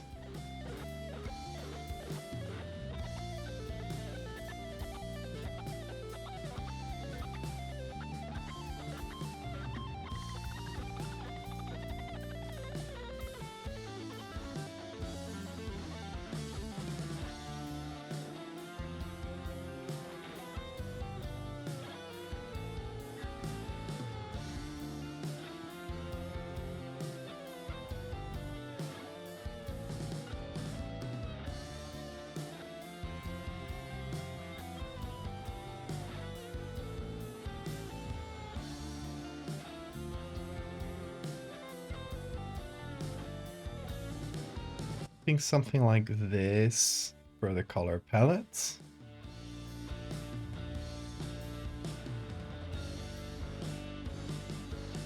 Oh, good night, Uranium. Thank you for coming.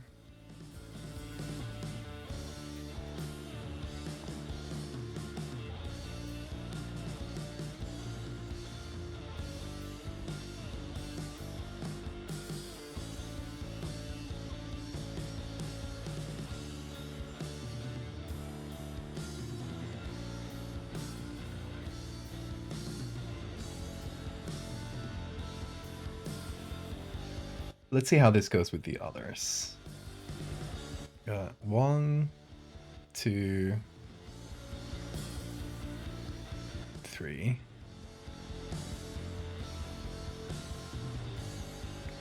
think it works well. I like it. Just a strange antelope thing. I like that. It's cool. And it's going to appear like the fun part about this, and since we're still writing a lot of like the stuff you'll be able to find in each area, like this we just made, that's going to appear in the game. That's going to be one of the things you can like one of the creatures you can encounter. I don't know if it'll appear as like one of the dangers you can find, or maybe I think more likely it's going to be one of the artifacts you can find is like the horn of one of these. So whether you find that as like the detached horn that someone is carrying, or you have to actually like find it or hunt it or something to get it, that is going to be up to the player, the character you want to play, the story you want to tell. Uh, but yeah, that's the vibe we're gonna go for. Thank you for the save reminder. How many are there going to be in total? These postcards are going to be 5. For each of the main 5 areas, there are 4 areas and then the sea. So you can see the map here. There's Sarau, which is desert. Motag is the mountains. The Tangle is the jungle/forest area. Lazarak is the a volcanic wasteland, and then there's Akara, which is the sea, and that's kind of a late game quote unquote area that you're only gonna be able to explore after you've explored the other 4. You're gonna need like stuff from each of the islands to be able to access and go like take a submersible under the water. Have some deep sea horror in there as well.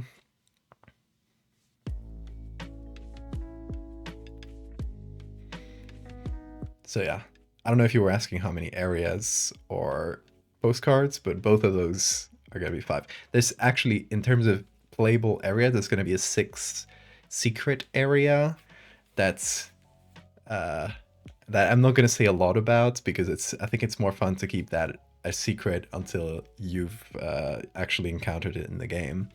But yeah, there's going to be another secret area that was unlocked in the stretch goals. But yeah, right now we have these 3 postcards, and now we're gonna make the 4th postcards for Lazarak. So let me save this, and we're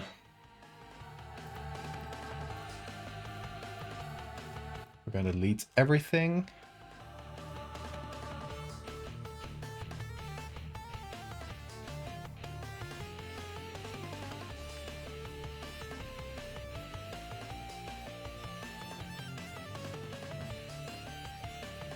Ooh, blue. Okay, so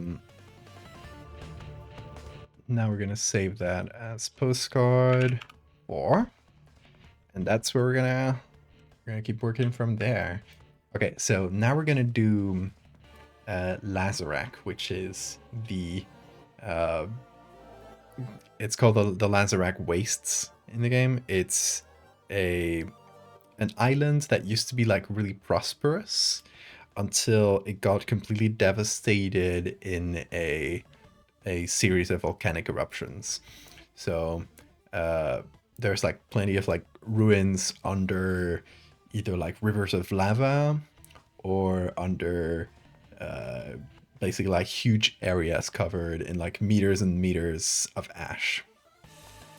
And now it's like completely like pretty much dead, uninhabited. Yeah, the area is gonna be like way more treacherous. There's volcanoes, there's lava tubes, there's like dry rivers of lava, that sort of stuff.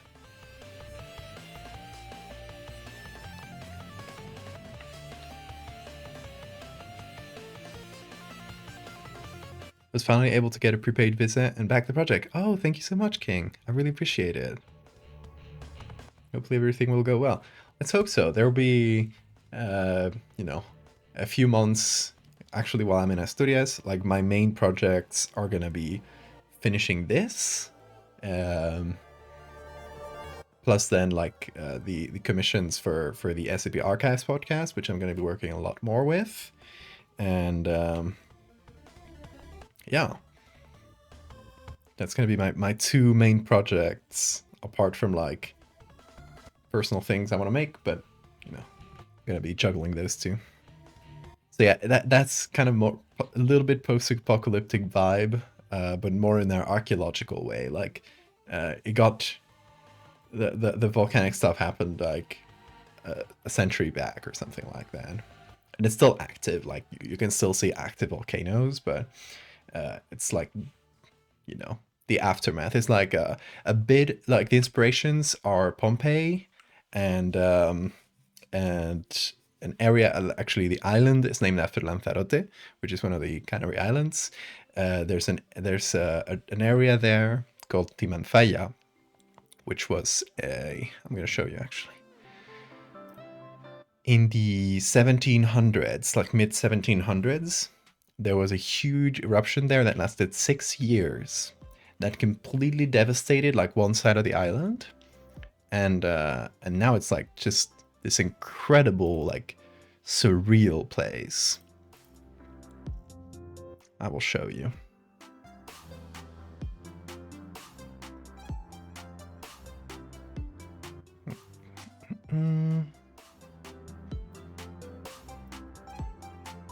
This is what everything looks like. Hold on. It's just like rivers of lava as far as the eye can see. And you can see like a few plants growing here and there, but it's mostly just dead. Like this from a higher vantage points. Like this is what it looks like. It's wild. So it's a little bit of this, a little bit of Pompeii. Those are the two like main inspirations I'm putting in there. So a lot of it is just going to be like digging through like ruins of this old civilization under the ash. Okay, so for the postcard, I kind of want something like bombastic, like a big volcano exploding. I did think that far. I want something with a volcano because, you know, it is the vibe of the area. It's volcanic and devastated. Maybe like a river of lava. Like this one's really cool.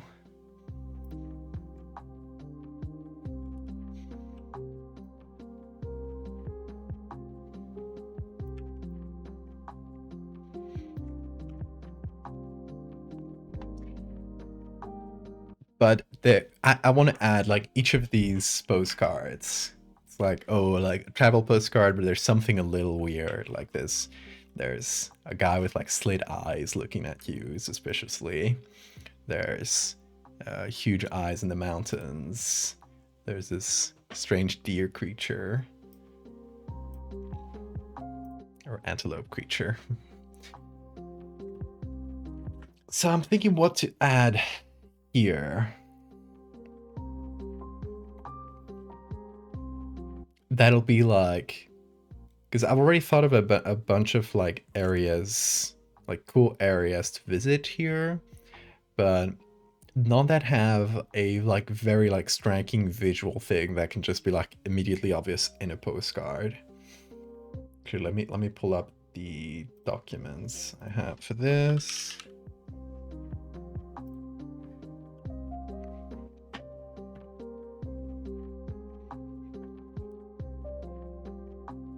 Made a mod for Lego Batman. Ooh.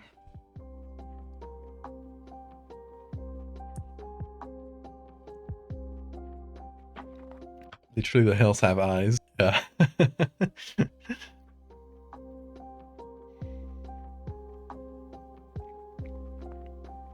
Have a blast at Laz. Oh, you got the best. Actually, just calling it Laz is like, oh, the locals would just call it Laz, you know? It is Lazarak with a K.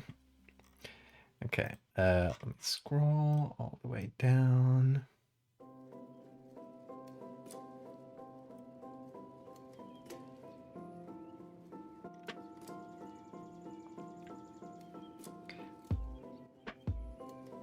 Let me see if any of the things I wrote would work well for the postcard. No, I don't remember any specific one, so...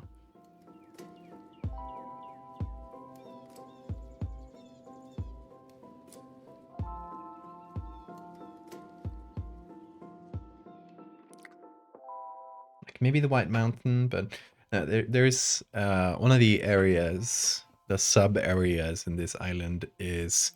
it's like a huge white mountain that just pops up from the like rivers of lava, which is inspired by where you were seeing before in this area. It's really cool because these are like old volcanoes from a completely different eruption, so they're, you know, they don't look like this sort of like black dried lava vibe anymore. They look much brighter, and they just pop out of the landscape. They're essentially just like, you know, they're the mountains that used to be there, and the lava just kind of went around them, and now they feel like islands. So yeah, I want there to have like, to be like one single mountain in this island that was completely like untouched, and it's like completely white against the black lava.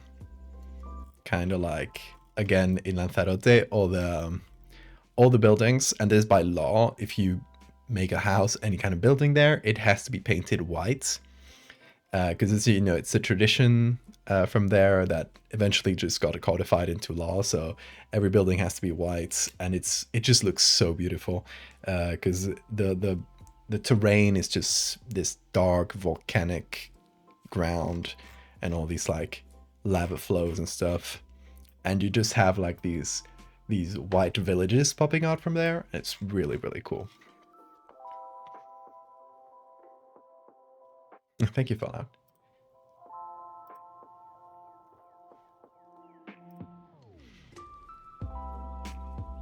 I have some... I still haven't edited the photos from this trip. I'm terrible at editing my own photos. But I do like the ones where there's a little bit of green popping up.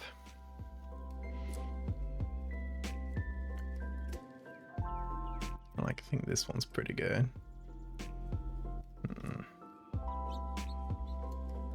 Let me see if I have one with the like white villages.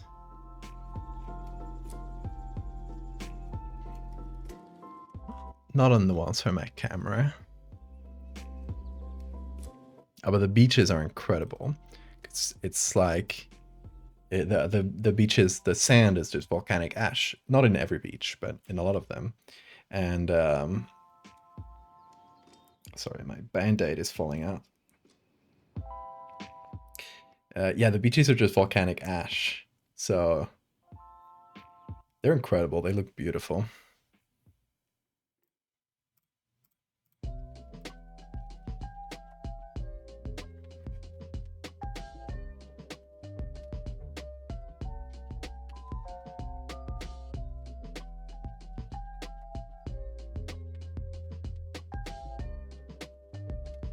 Fish with many eyes.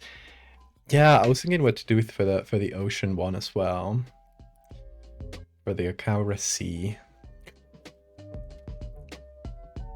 I don't know. I was actually thinking like something similar to what I did for one of the first Megalomorphous stories. Like this. Like an old school scuba diver. Is that scuba diver? You know, these guys. Old school diver. Like actual underwater photo type thing. I think that might be fun. That's my idea for now. And maybe there's like something like 2 huge eyes behind him or something. A crab. Or I raise you, big crab.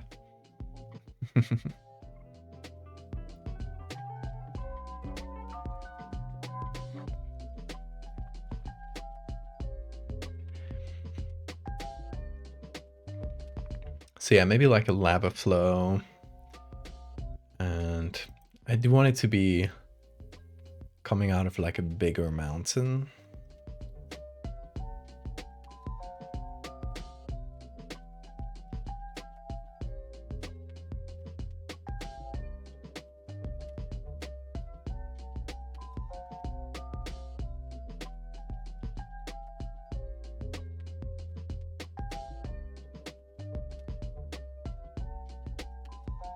Ooh. This is really cool.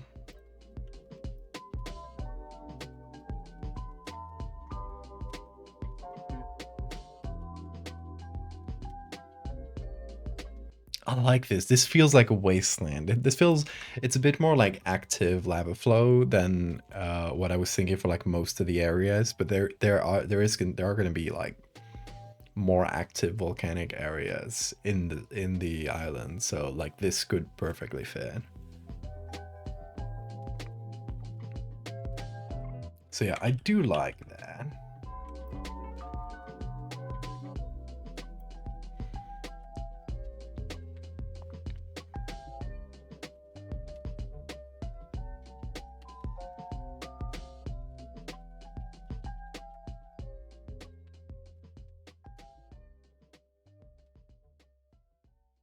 Maybe with a bit of this.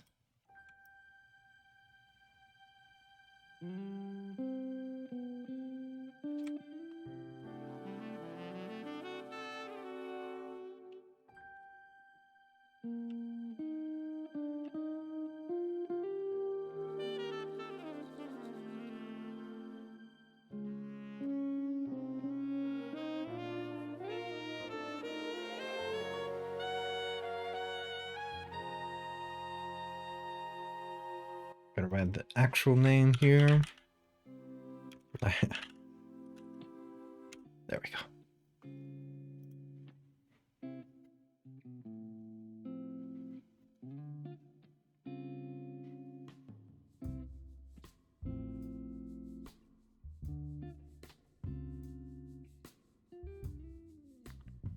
Lava crab. I'm gonna put crabs everywhere now.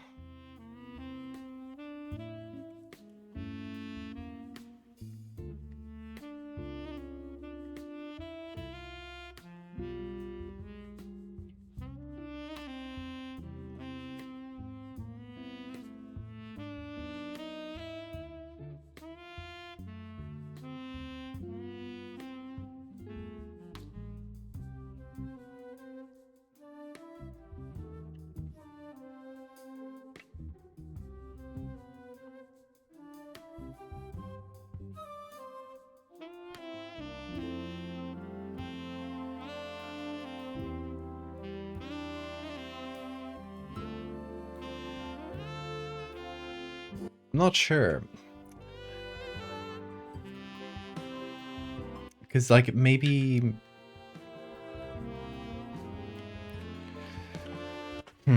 Okay, so the vibe of this game is, you know, mysterious and fantastic, but not, like, super fantastical. I don't want there to be, like, creatures everywhere and everything's cursed or everything's magic. Has to be like an intermediate level there. So I was thinking like maybe like a giant hand made of lava coming down, but no, that's too much. I'm sorry, but lava crabs is also too much.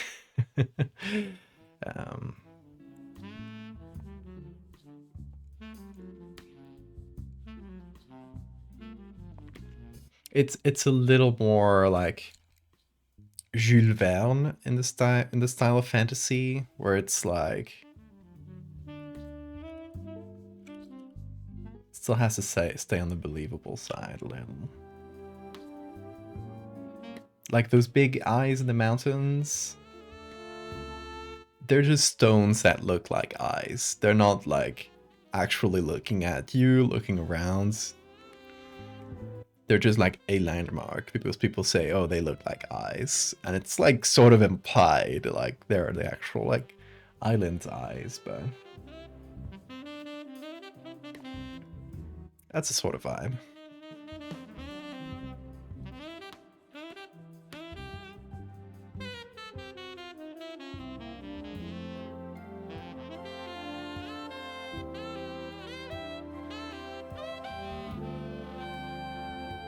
Burning house in the background, maybe like a column rising out. I like that.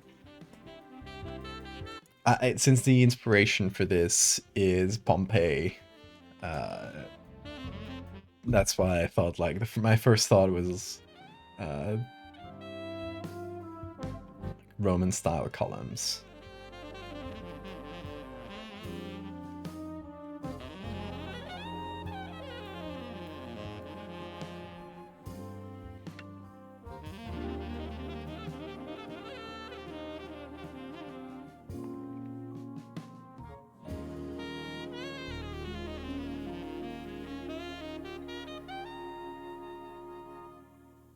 Oh, Bean, you're so sleepy.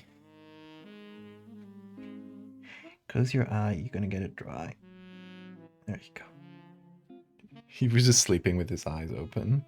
With like, he was against his bed, and his eye was like this. I had to manually close it.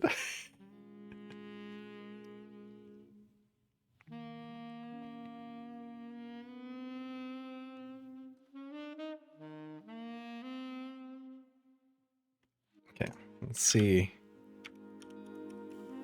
Column.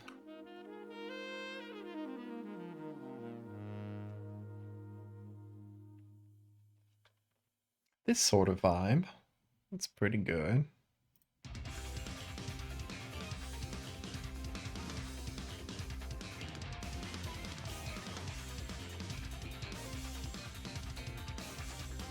Although I'll look through different columns.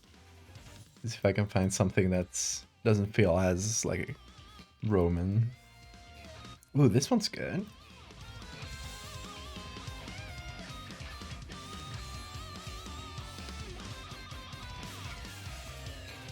I don't know what this is.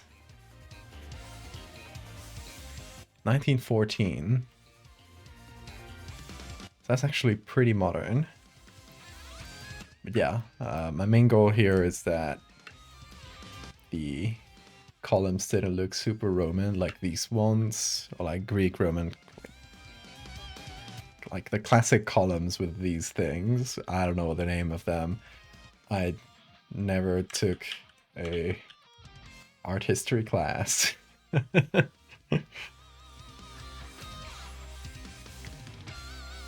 And even then I could only say the names in Spanish.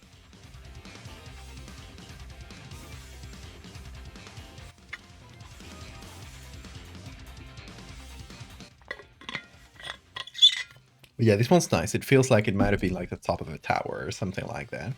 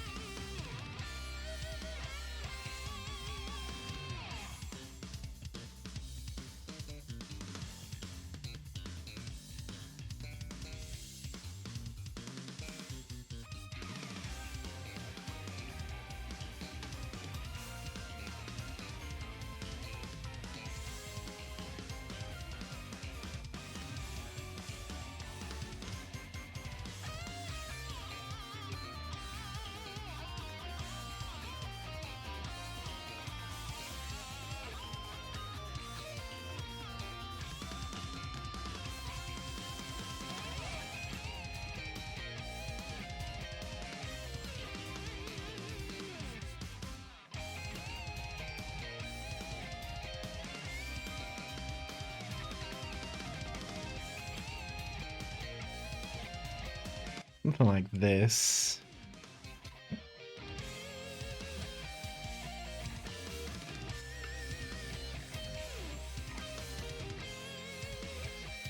Corinthian is a style. There is, I know the names in Spanish, Dorico, Jónico, Corintio, because there is a really campy song that was popular a few years back about like art history, and it's really silly. I could put it on. I don't think it'll be copyrighted on the YouTube, on their Twitch. I'll just put on the start of the song, just so you see like the vibes, because it's fantastic. I love it so much. Hold on, let me find it real quick. I think it's called Historia del Arte. Las Bistecs.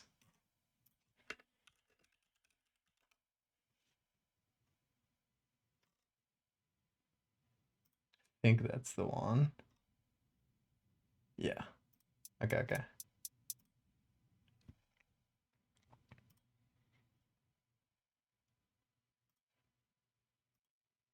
Alright, you can probably see it better like this. Griegos, romanos, son todos humanos. Griegos, romanos, They're great. todos humanos. Mientras vivieron, columnas construyeron. This is like Greeks, Romans, they were all humans. This is the lyrics are amazing. Why they lived, they built columns. Mientras vivieron, Columnas construyeron. Dórica, dórica, jónica, jónica, corintia, corintia, corintia, corintia, dórica, dórica, jónica, Jónica, Corintia, Corintia, Corintia. corintia. They're great. I love these two. They've made like 2 songs and then disappeared off the face of the earth. They're fantastic. I love Leslie Sticks. There you go. You got a link in the chat if you wanna listen to it. Listen to this one and Señoras Bien, because it's great too. It's like the little dance they do is great.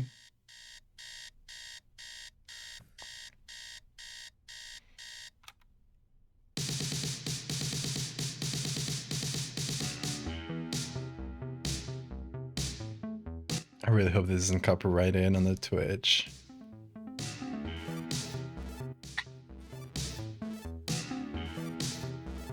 No, this part of the video will be muted.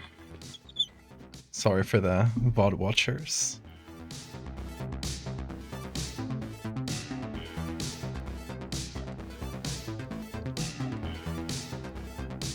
I love these two. Son ricas, muy pobres, se las arreglan bien. Les gusta ir al Ritz, pero al bingo también. Pepera atropellada. It's called Señoras Bien. It's like proper ladies.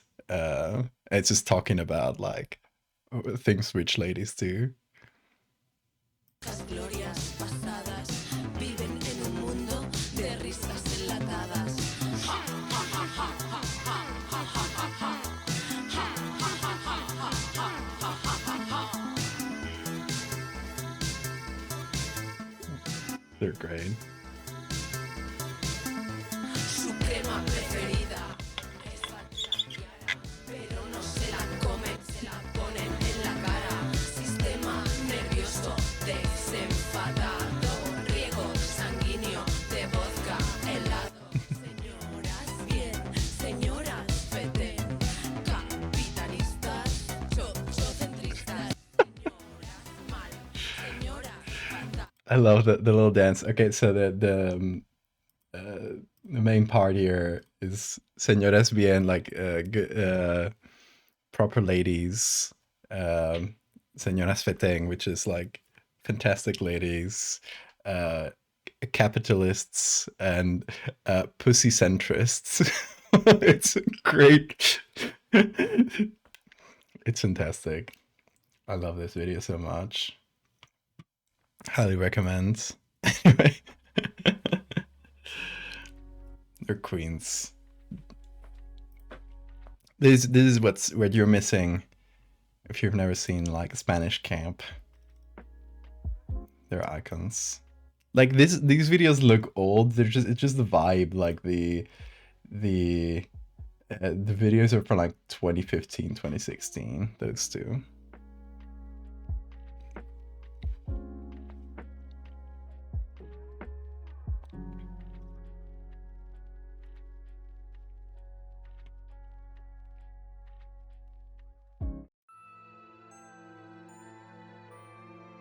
Chocho centrista is so funny. It's where I learned that word. It would be the translation would be like pussy centric, basically.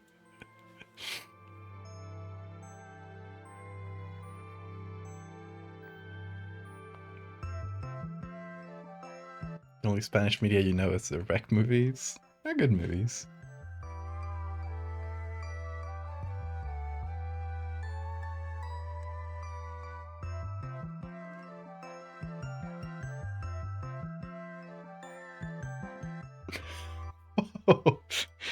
Of course it had to be Pixabay. What is this? What is going on? Oh my god. Just the way this is cut. Oh, so good. Just the simple fact that they made Anubis a white man is really funny to me. I assume that is Anubis, but... What 30 monedas is great, especially the beginning. It goes a little bit off the rails, but I love the beginning of 30 monedas.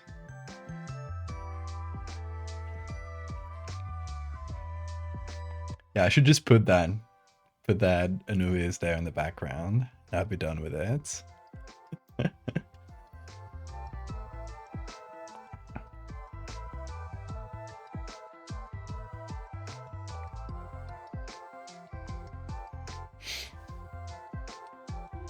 Bean, what do you think?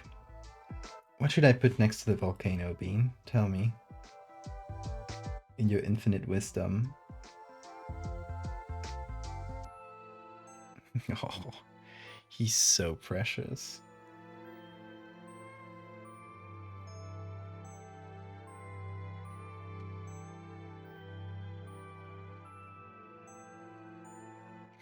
Bean says ice talks.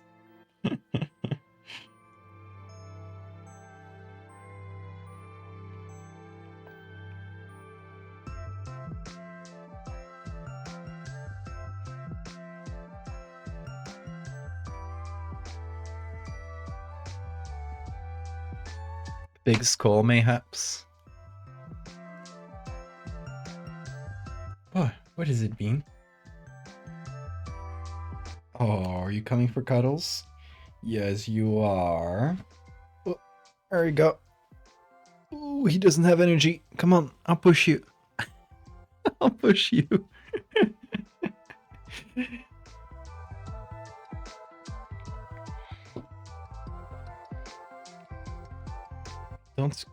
Don't put your claws out, dude.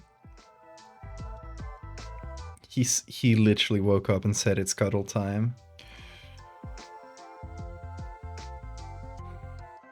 And I acquiesced.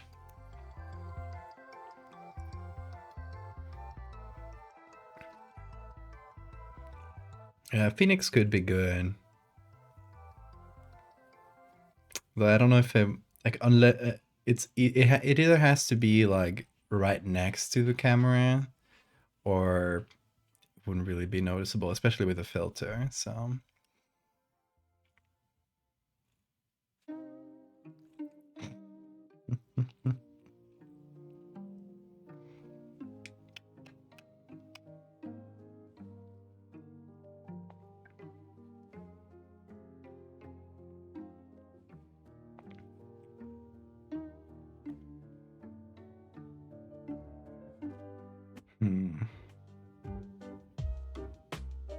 some kind of like weird artifacts, like half buried in the lava, like the columns.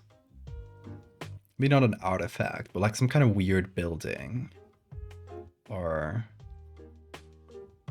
I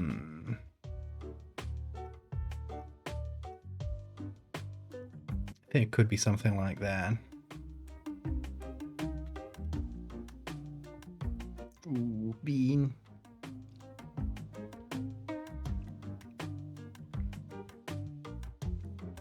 Yeah, something that was made by this like ancient civilization. It's lost in there. Thank you, Fallout. Really appreciate it. Bits for bean. Okay, chat. Tell me sincerely. Does he deserve a treat? Should we give Bean a treat?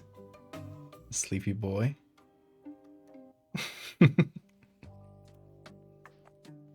Always. Bean, you're getting a treat. Let's see. Let's give you a crunchy one. Let's see if the mic picks up the crunch.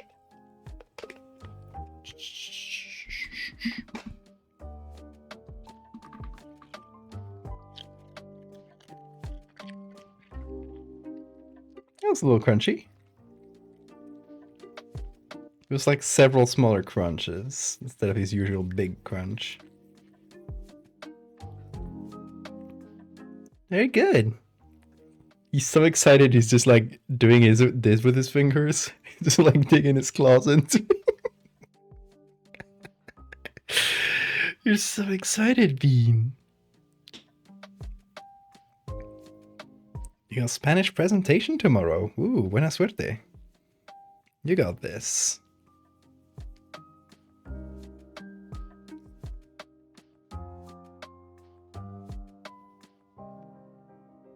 Ooh, big scratch. He loves it.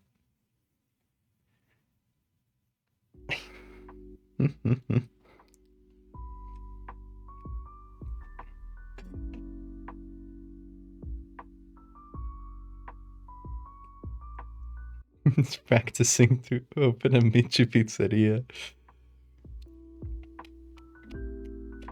Yeah, I love when they curl their fingers. Being when he gets excited, he'll do it a lot. Let's see if he does it now. No, he thinks he's getting a treat, so he got distracted.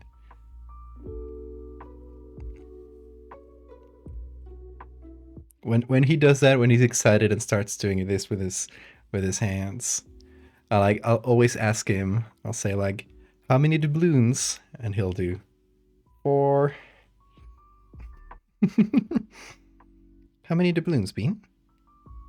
No, he stopped doing it now. Ooh, baby.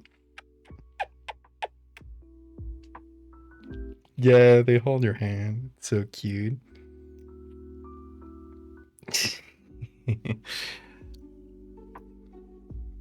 If only he knew how many people watch him over the airwaves.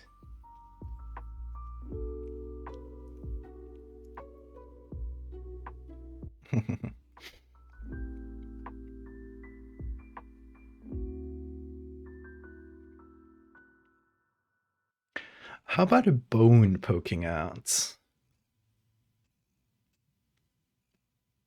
We already have like the big skull in the cover for the game, which if you didn't see it, I'll show you. There's a cover, tentatively. So yeah, big skull. This one's a lot more like it's one of the more like fantastical things you'll find. But it's still like, it's not a live thing. It's a dead body. Could be Bean's claws popping out.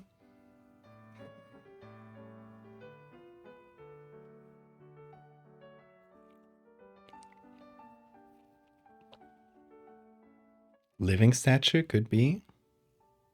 How long have I been using Photoshop? Gosh, let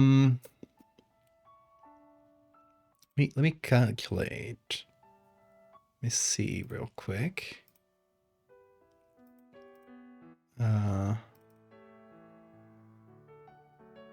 So this one is late 2010. The first ones I still preserve. The first few Photoshops I still preserve. Some late 2010. Let's say 2011 then. That is, we're in 2024. Oh my god. 13 years now. Yeah, that's a lot of bean. That's a lot more than you've been alive for.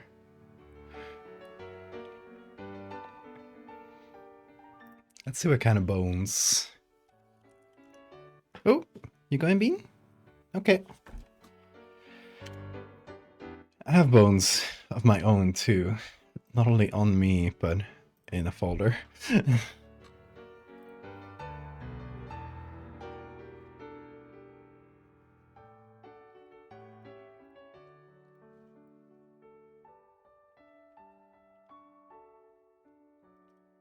Got some vertebrae. We got a cow molar, which is just really cool texture, but I don't think it would work here.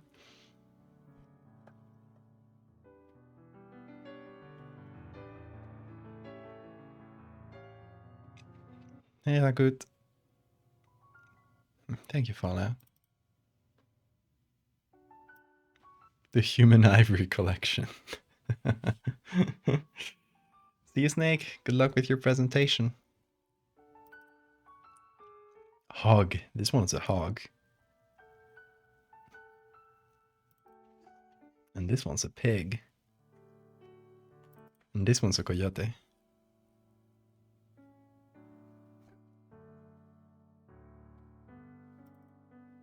An alligator.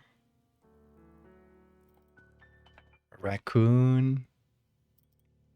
A goat. I love goat skulls. Okay, see you, Ricochet. This one's a white-thighed hornbill. Why did the music stop? Hey, Spotify. You good? Okay.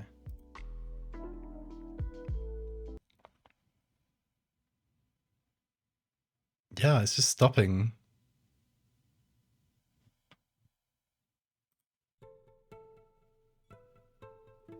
It plays like the first 5 seconds of a song.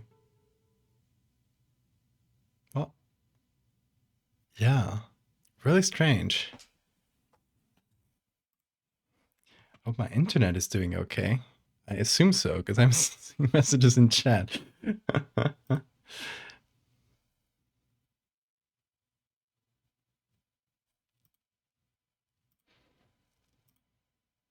I think it's just Spotify having a moment, I guess.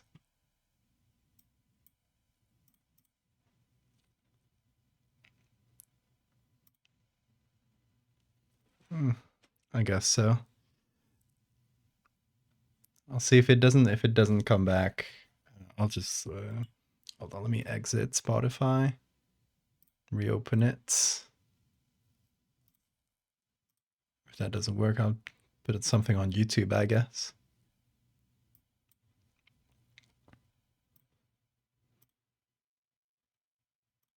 We'll see. Generally been thinking about creating a TV tropes page for Valdevia. I don't know if you would count as a creator or web original.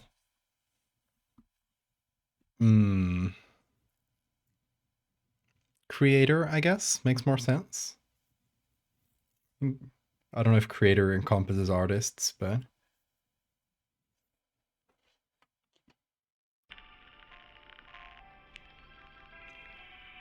Okay, let's see if the music works now. It doesn't. It just plays 5 seconds of any song. Anyway.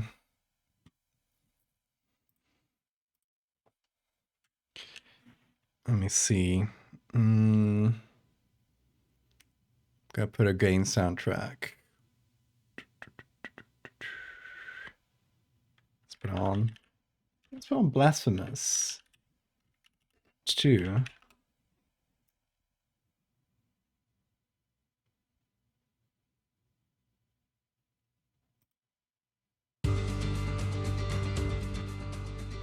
There we go.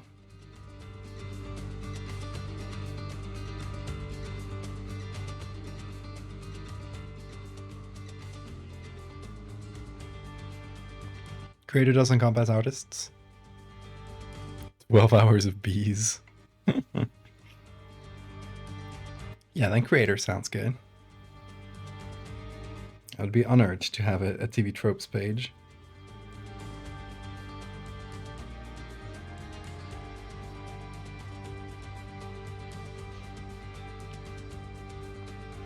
Okay, so what about a goat skull?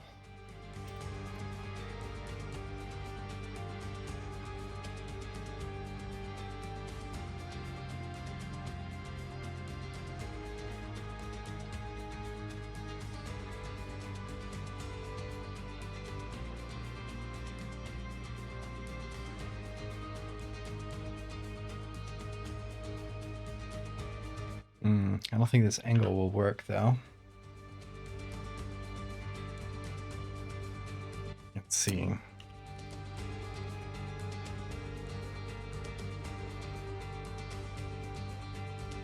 Is there a buff guy holding on?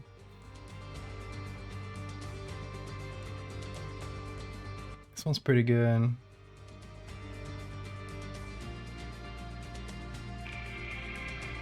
Ooh, this one's good. Oh. Now the music started playing on Spotify. Let's see if it plays more than 5 seconds.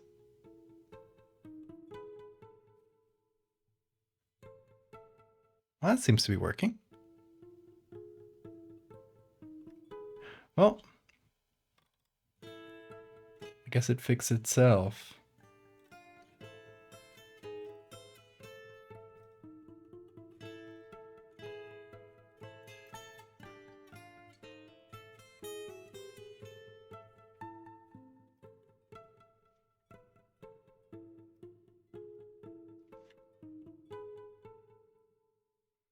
Like everything at the same time. I'm sure everybody will love that.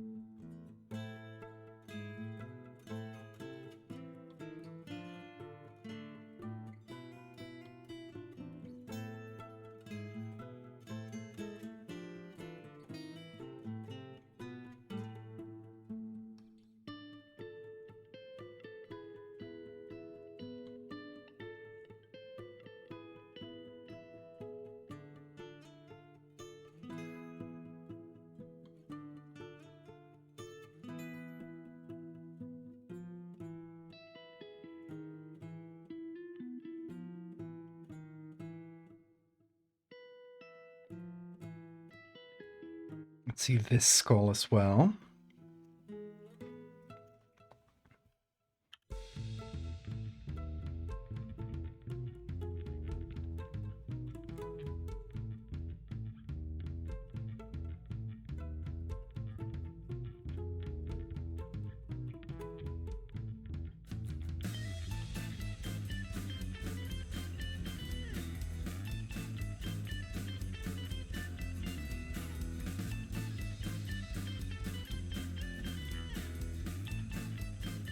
Maybe backwards like this.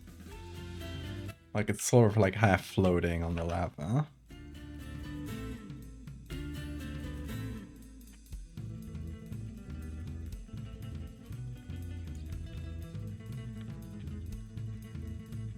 Like anything as light as bone would float on lava. Because, you know, lava is molten rock, so it's extremely dense. You can't really sink into lava. As far as I know.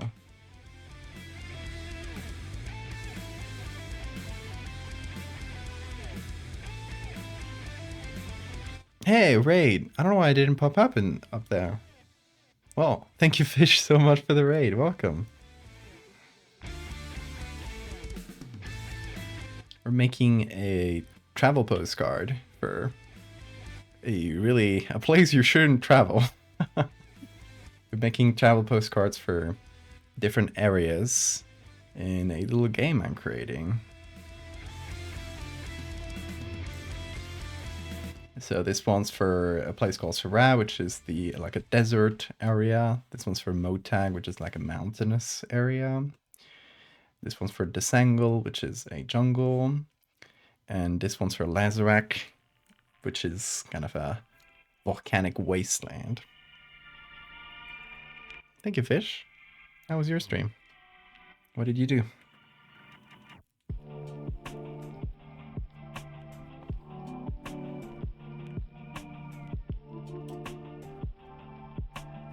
So yeah, I'm trying to figure out what to put on this like lava flow.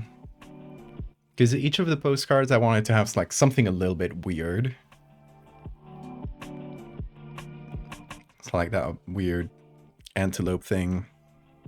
Or the eyes in the mountains. And this one I was thinking of maybe having like a bone floating. And columns, like the remnants of an old civilization that existed there. I don't know about the goat skull. Not super convinced. Bean? Where are you? Oh, hello. Hola. He's meowing at me. I don't think the mic picks it up though. Having a swig of wine every time a person hopped on stream while playing Bloodborne. That sounds dangerous. Hope you had fun though. Hey Bean, come up. Come in. Come, jump in. Let's go. Come on, do a big jump. Do a big jump. Yeah, good job. Hello.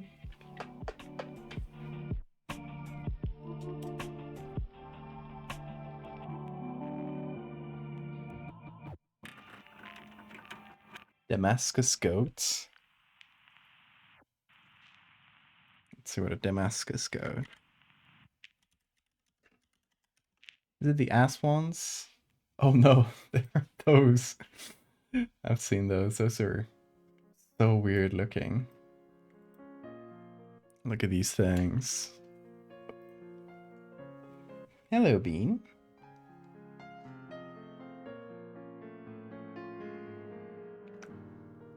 What is it? Do you want to chase? Do you want to chase my pen? Is that it? They're so weird looking.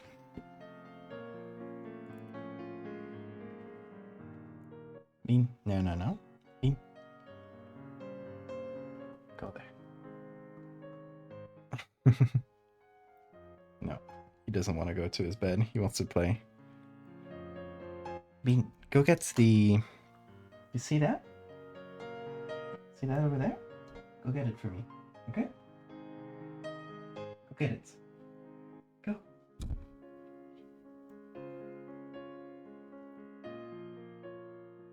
See it? Okay, it's just gonna lie down and...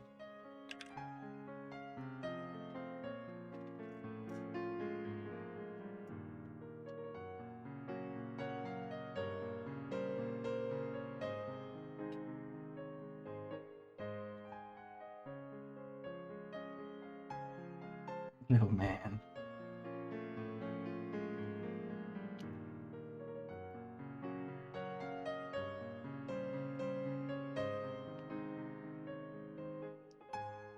You want some attention.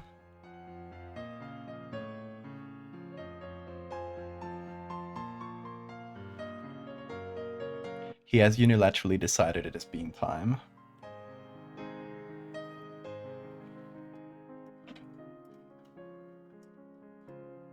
And bean time must be respected.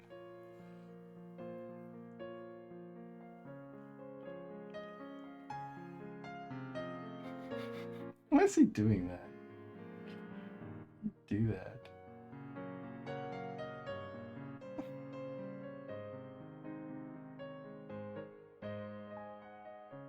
Oh, is that it? Is bean time over?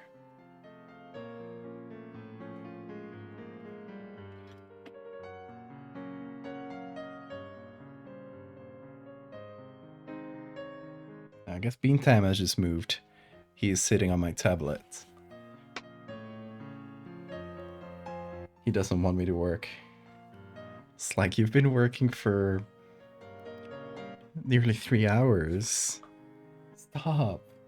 It is me time.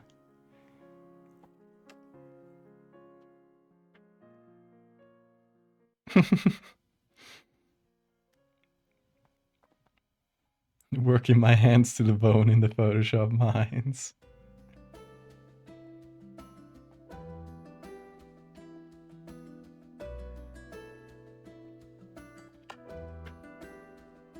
Okay.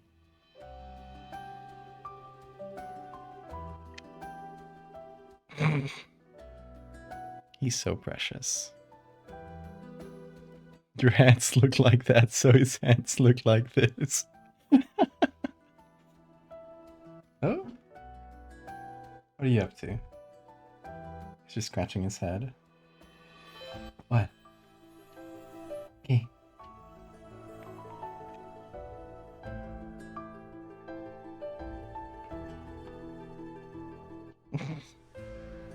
Are you going?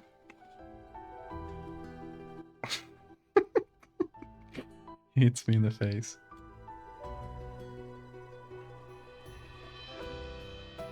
What are you doing? Why are you sitting here? Okay. I guess. Oh, he loves the rub cheek motion. Like if you put your finger in front of his face, he'll just do this. It's really funny. He always does that. Okay. So we were looking for bones. Bone time.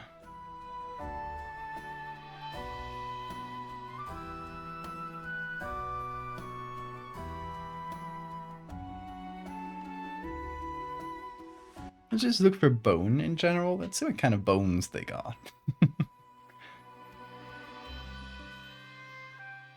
Rib cage? Maybe a rib cage. Especially if it's not a human rib cage.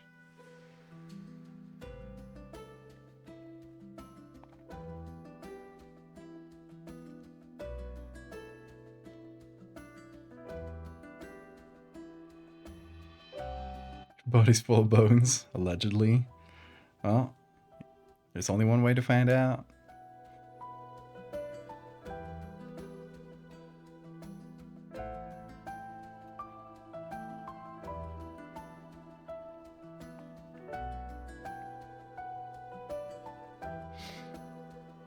Now my face, my beard full of bean hairs, so it keeps brushing up against my nose.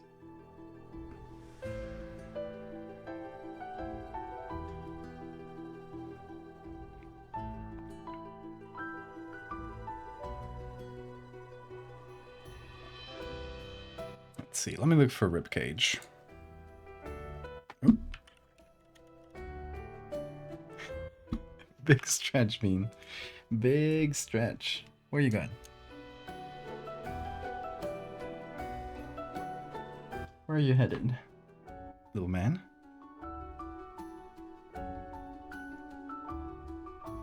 Oop.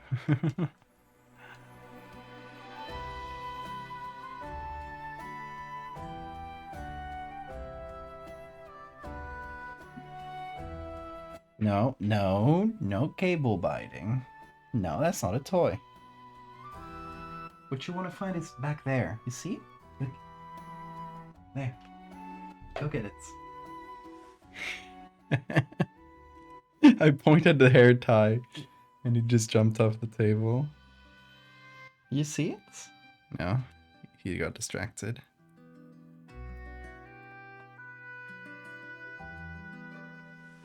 Only that for ribcage? Not a lot. Maybe Wikimedia will have some good ones. No, that's just ribs, the food.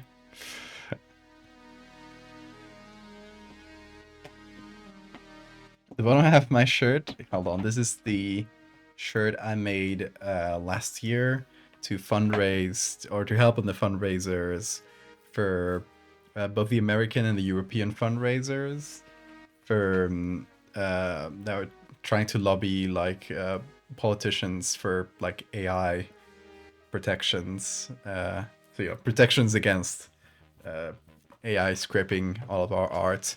So I made this silly shirt. And also got a mug. Yeah, it was a limited time thing. It was a limited time thing that I just ran for a couple of weeks, I think it was. Raised, I think it's about $1,000 in total like profits. All the like removing all the costs from like printing the t-shirts and stuff. It was $1,000 for a couple of fundraisers, the European and the American ones.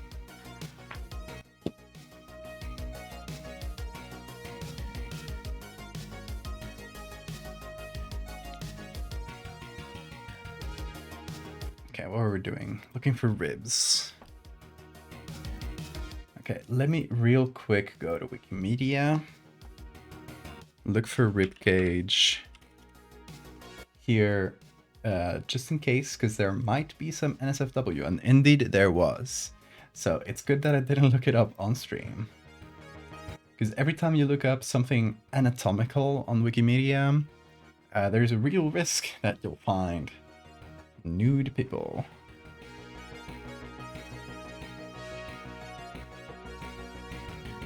So we want to avoid that. So Twitch doesn't kill the stream.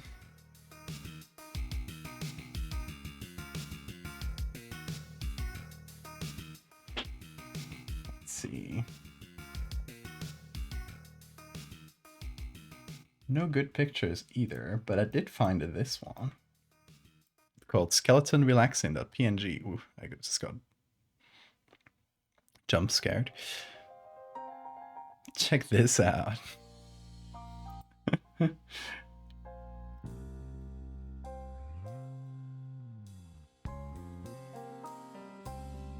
There's a picture of a McRib.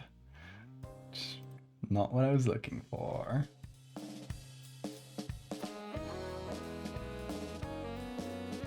Yeah, nothing on Wikimedia.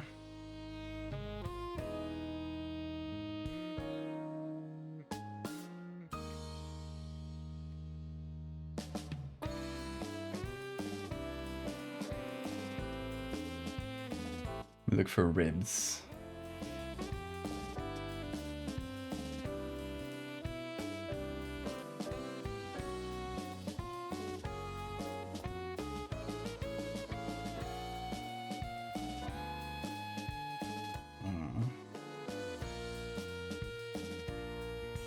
Same thing, looks like.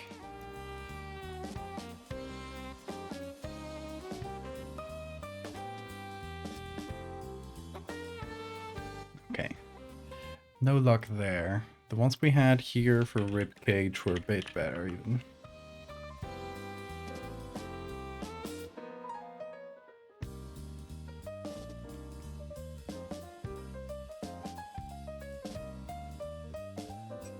Actually, I do have one that I used for an edit a long time ago. Let me see. When was this? This one here.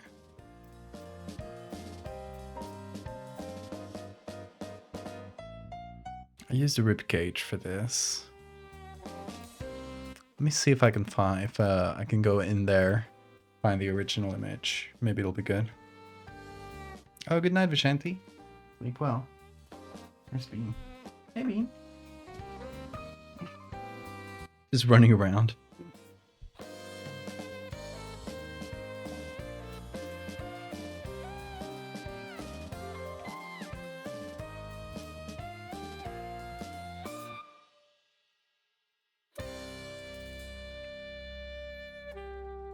Okay, here's the skeleton.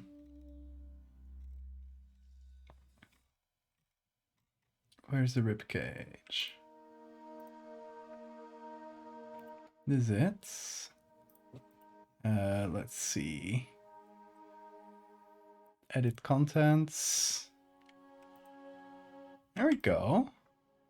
Ah, it was a whole skeleton that I used. This is quite good.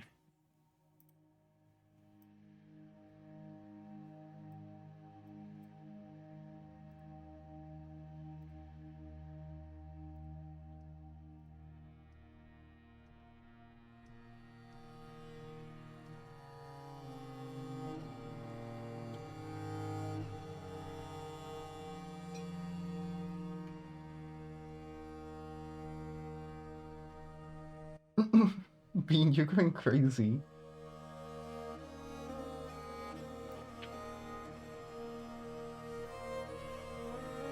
It's going wild today.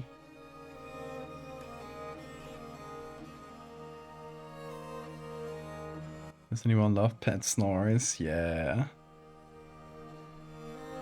Bean only snores like only sometimes under very specific circumstances. So it always catches me by surprise, and it's so cute.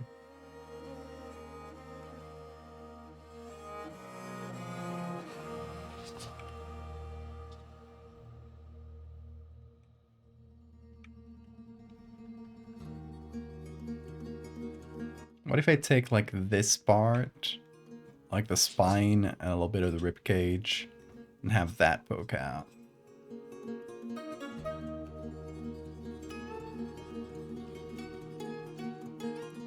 What are you doing, Bean?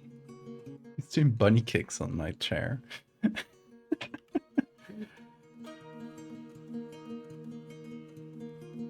Doggy snoring. Oh.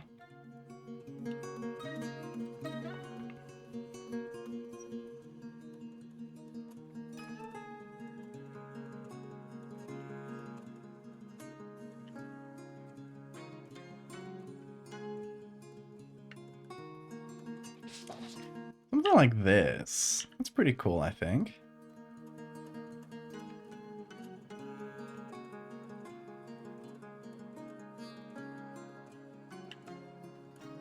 I have to remove the ribs on the other side, though.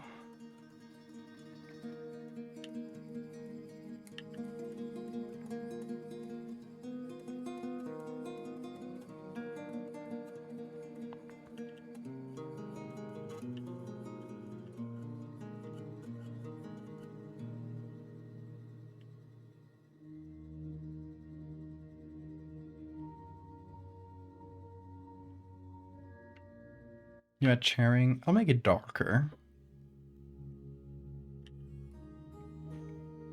At the end of the day, it's gonna have its own color palettes.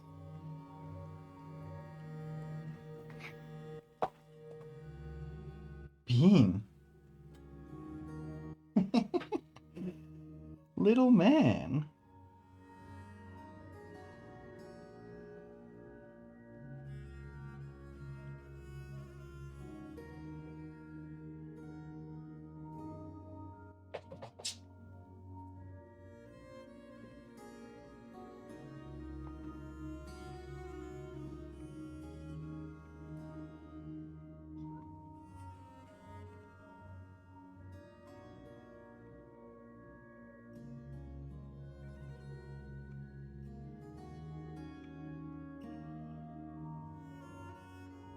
Okay. This is a ruin.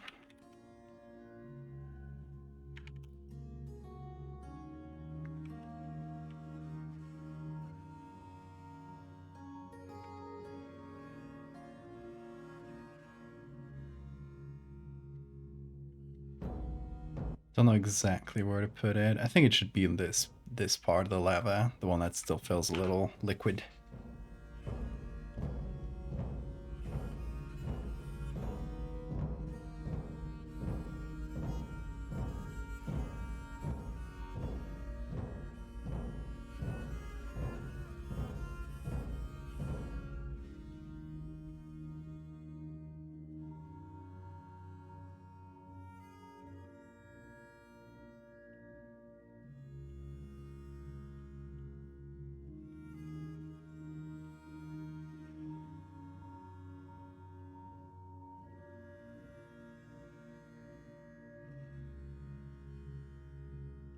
We remove the letters.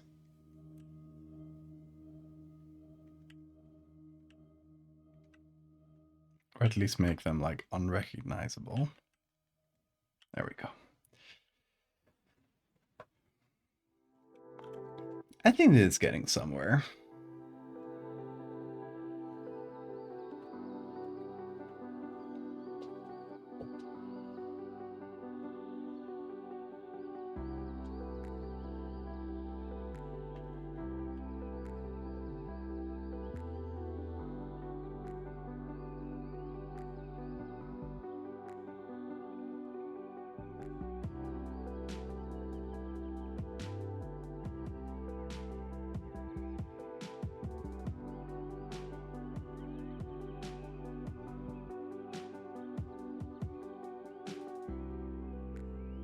You teach your doggy to show his teeth when I tell him to smile. He wrinkles his nose so much that he snores.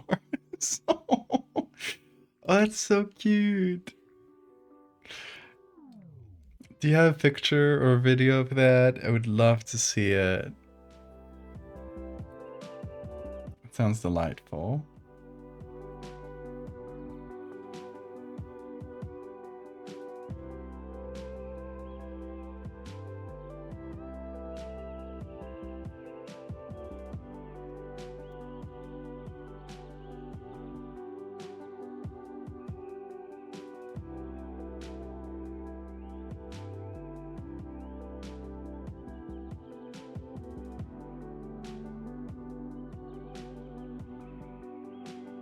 We need to see it.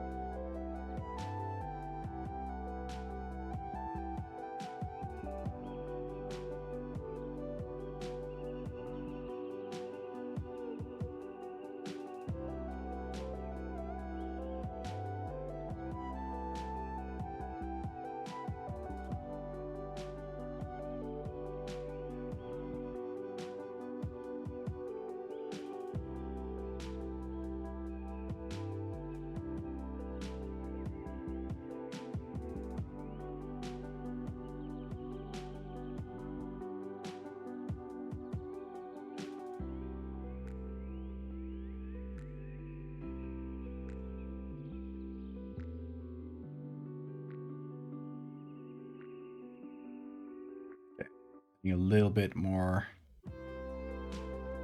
plumes of smoke in the background.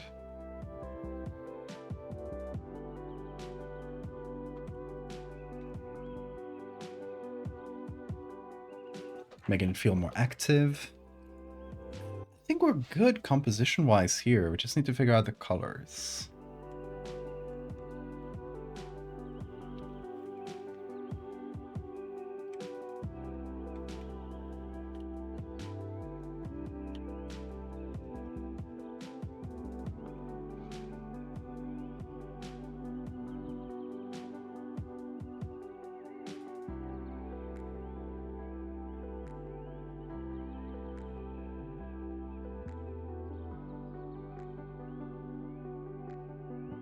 Okay, so we're gonna do one gradient map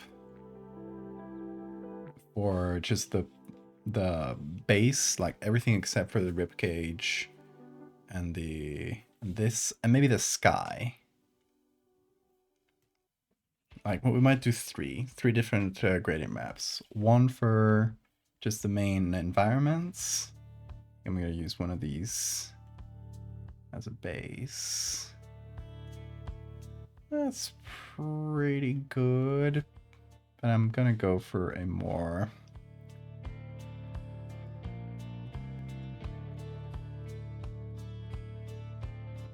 like, okay, it should be like, I think mostly just reds and then some oranges.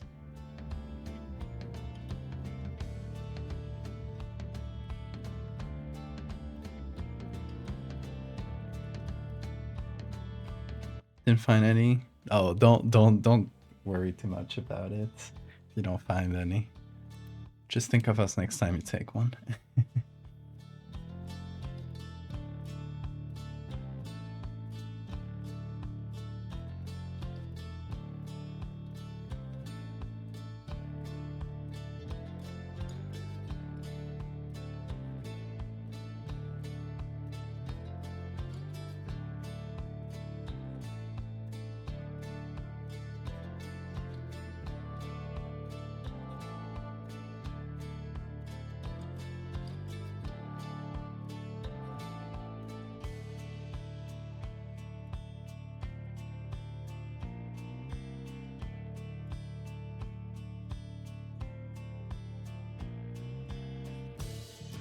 So that's going to be our base color palettes.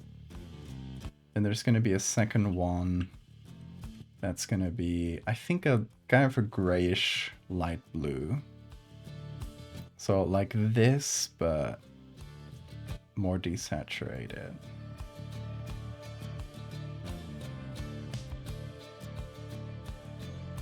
And that's just going to be for the sky.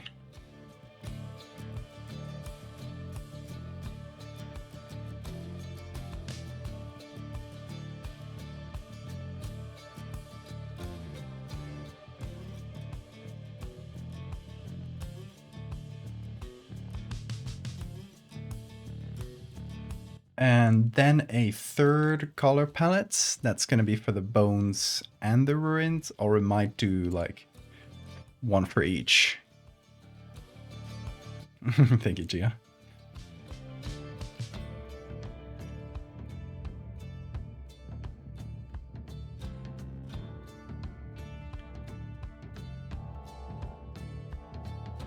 I do kind of like the skull. Hold on. Second thoughts. Maybe having it poke out here in the background could be nice. Yeah, it just fills up the space a little more.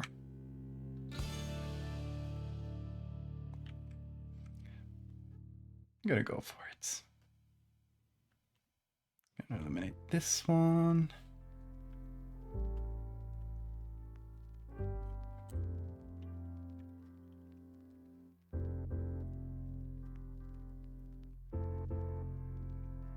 Okay, so we have three things here, which I'm going to combine into one group so I can select like this. That's the bones, the skull, and the ruins. And we're going to just add that to this grading map. And then we're just going to edit that. Let me first start with the same one we started with for this maybe, or even try a few different ones.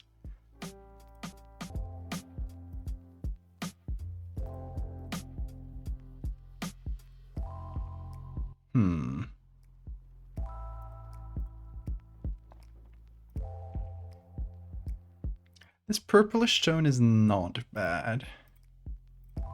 Maybe even more red now.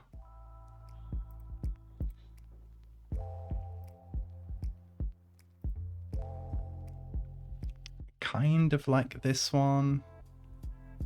Maybe instead of greens, we take a similar blue to that.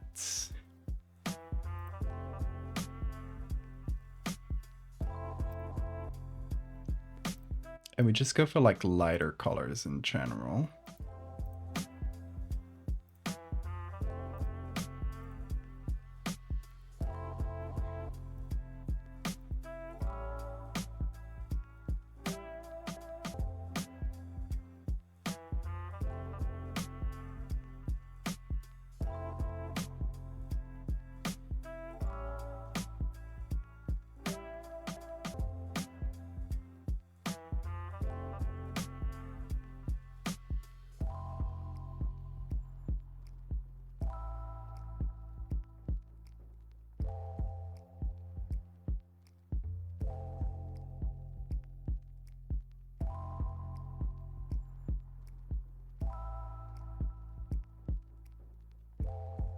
Okay.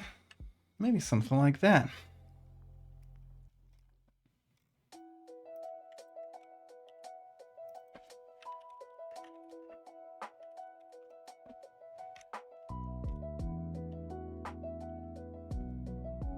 Now we got some decent silhouettes for all of this.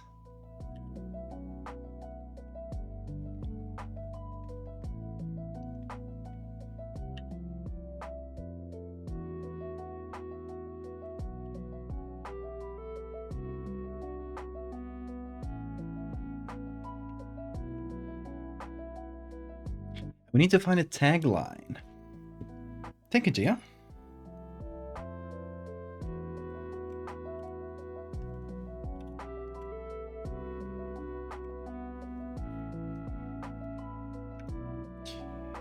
We need to find a tagline for this. Lose yourself on nature, in case you didn't see, it's from the previous postcard.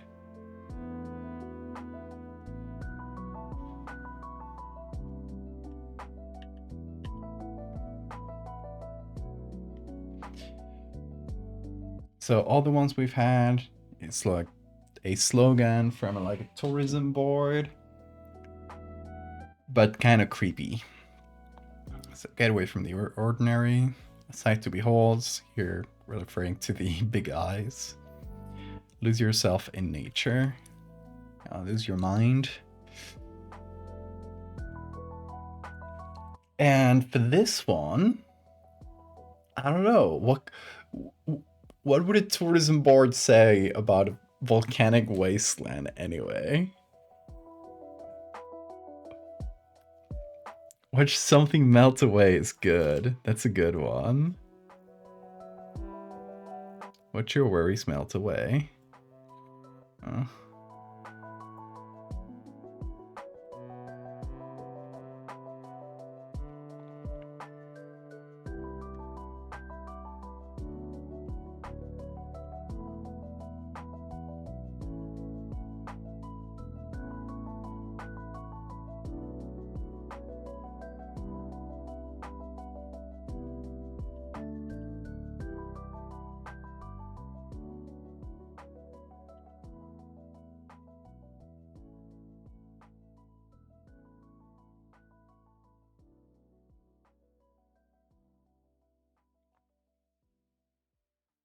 A little bit more orange on the ruins and stuff, you mean? It could be.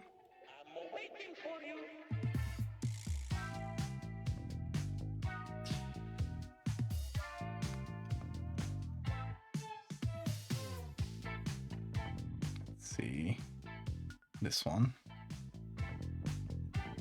Maybe the midtones. Hello, Bean. You're back. My boy. Here he is. In his entirety. What do you think of orange, Bean? You like orange? Look at that. It's a little orange. I like that, yeah. Go. I got a tagline. Maybe just melt away. It's kind of ominous. Because, like, watch your worries melt away. It's, you know. Like, in general, melt away is an expression used for something like relaxing. Like, your worries melting away. But if you just say melt away, it's kind of creepy, right? Am I off there?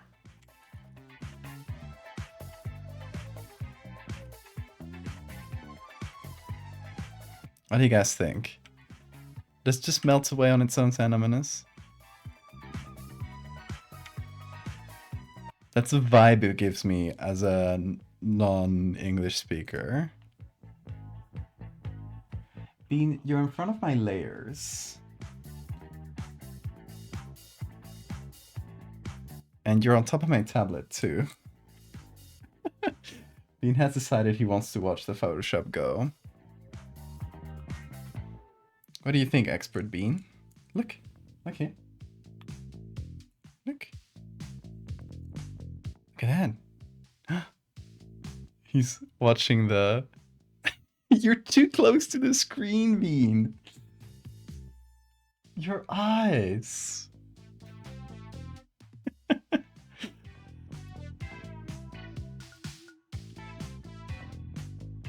Okay, you're in the part of the screen that I...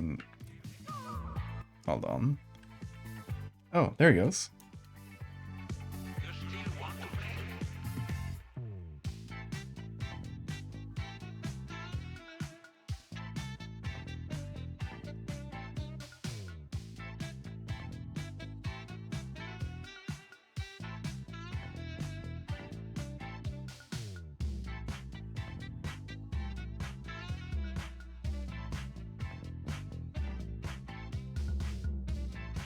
Okay, so we'll just go with melt away.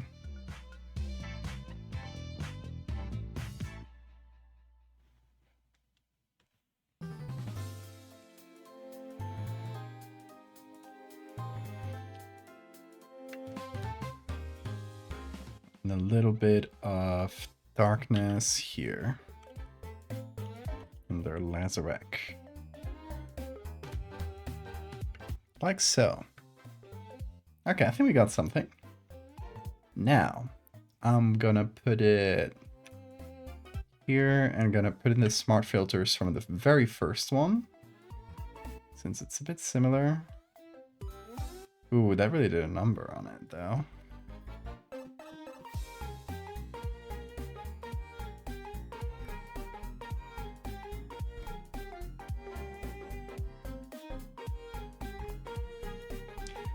Okay, the lava needs to be darker.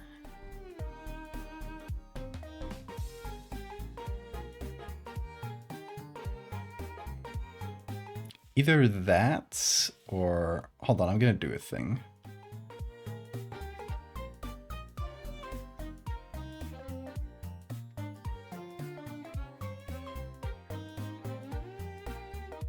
How many... Oh, the counter that says number of layers is broken. It's something that's happened in, when I moved to this screen, which is a high definition screen. A lot of the Photoshop UI just straight up broke. Which is great. Thank you, Adobe.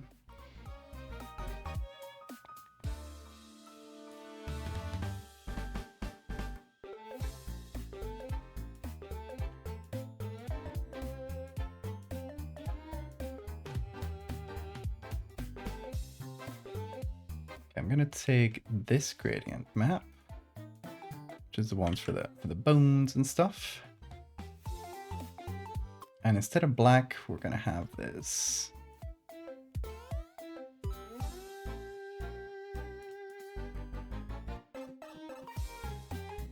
Slightly orangey and not fully black color. And hopefully when I put everything together, that'll look better. We'll see.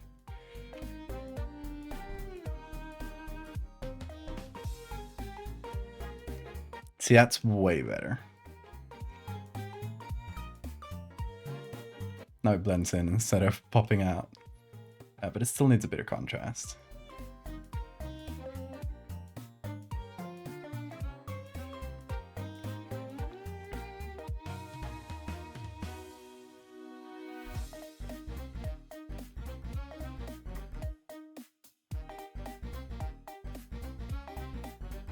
Some dark humor. Replace L with F.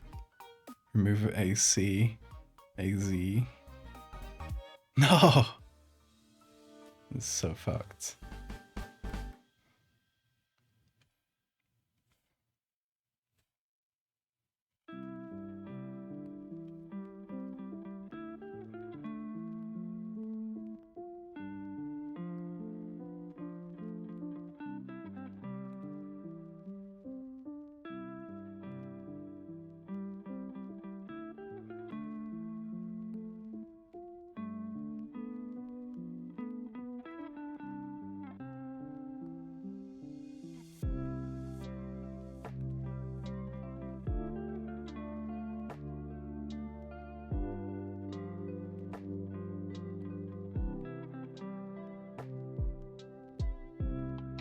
Hmm.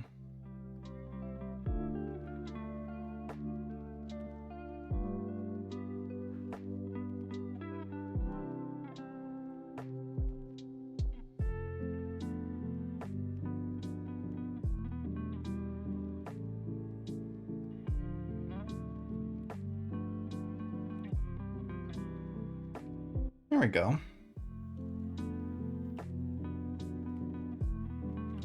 I'll have to see how this prints, because it's gonna get toned down a little bit.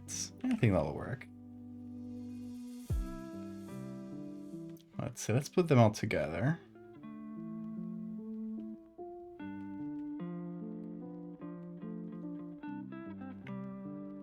I like this. I think they go well together. It's gonna be a solar eclipse. We're close to where you live on April 8th. Nice. Get us some pictures. There only was a solar eclipse where I lived that I remember when I was like very, very little. And yeah, I don't remember much about it. Oh, there was one recently that you could barely see, like right before sunset, a little sliver of it in the Canary Islands, but that was it. And it was not even a very clear day. So it's like, oh, I missed it.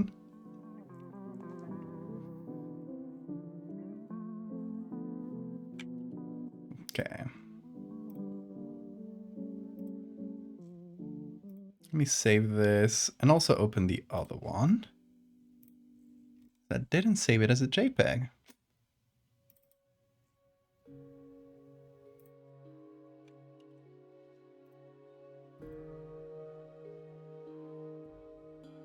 Oh, I'm stupid. Of course, that the JPEG needs to be cut like this.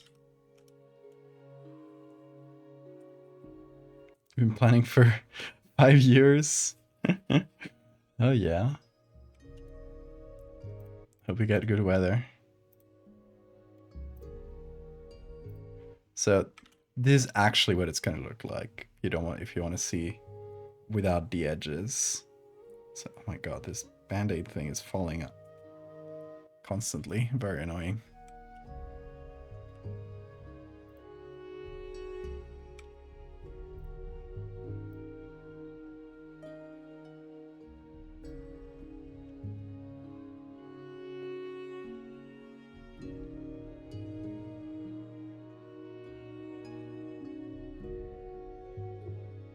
My finger's trying to escape. We gotta contain it.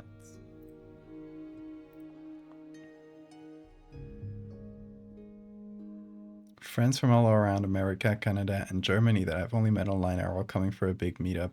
Oh, that sounds really cool.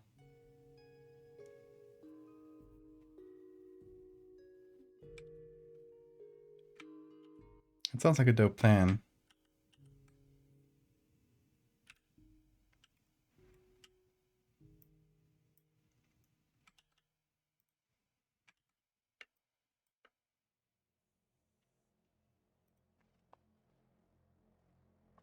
Okay, we got 4 out of 5 postcards.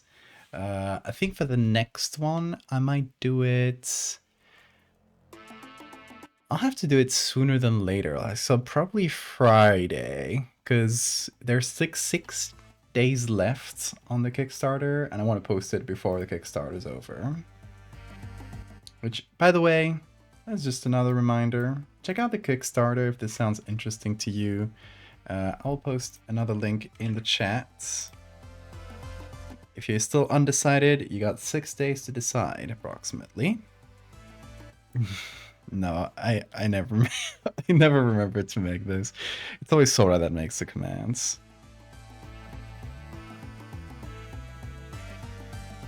Yeah, you got the link in the chat, and yeah, check it out right here.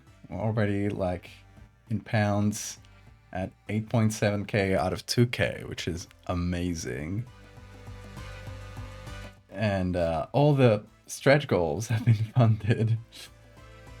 So there's going to be a patch that you can get. There's going to be a folded map, like that map I made. There's obviously a more detailed version of it. You're going to have a version that can unfold and you can like use as an extra to your like story and adventure. You can like draw over it or just have it on the side as you use it. I think that's gonna be fun.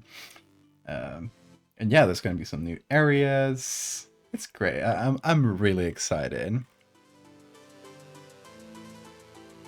And if you get the postcards, if you want the postcards, you gotta go for the 3rd tier. That's Eldritch Antique tier. That'll give you the physical zine and the postcards. If you get the one before, you'll just get the zine. Making poor Zora work. No, I don't mean to say that Sora needs to make it. Just that I always forget to.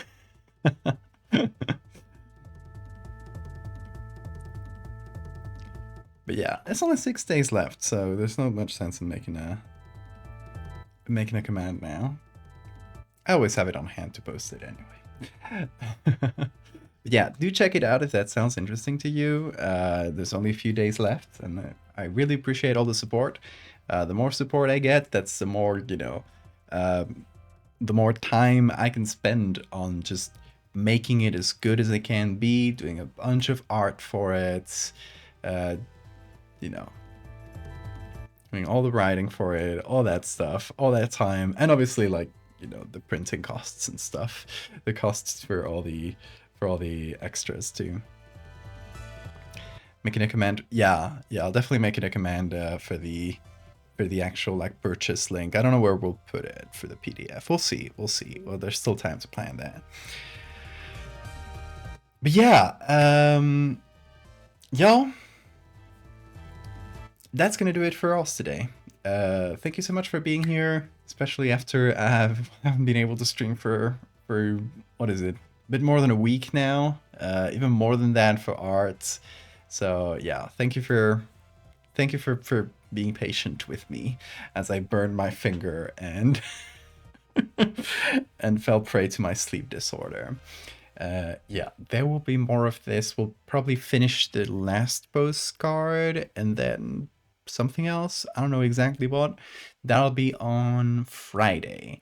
And then I want to do at least one more stream before I go next week.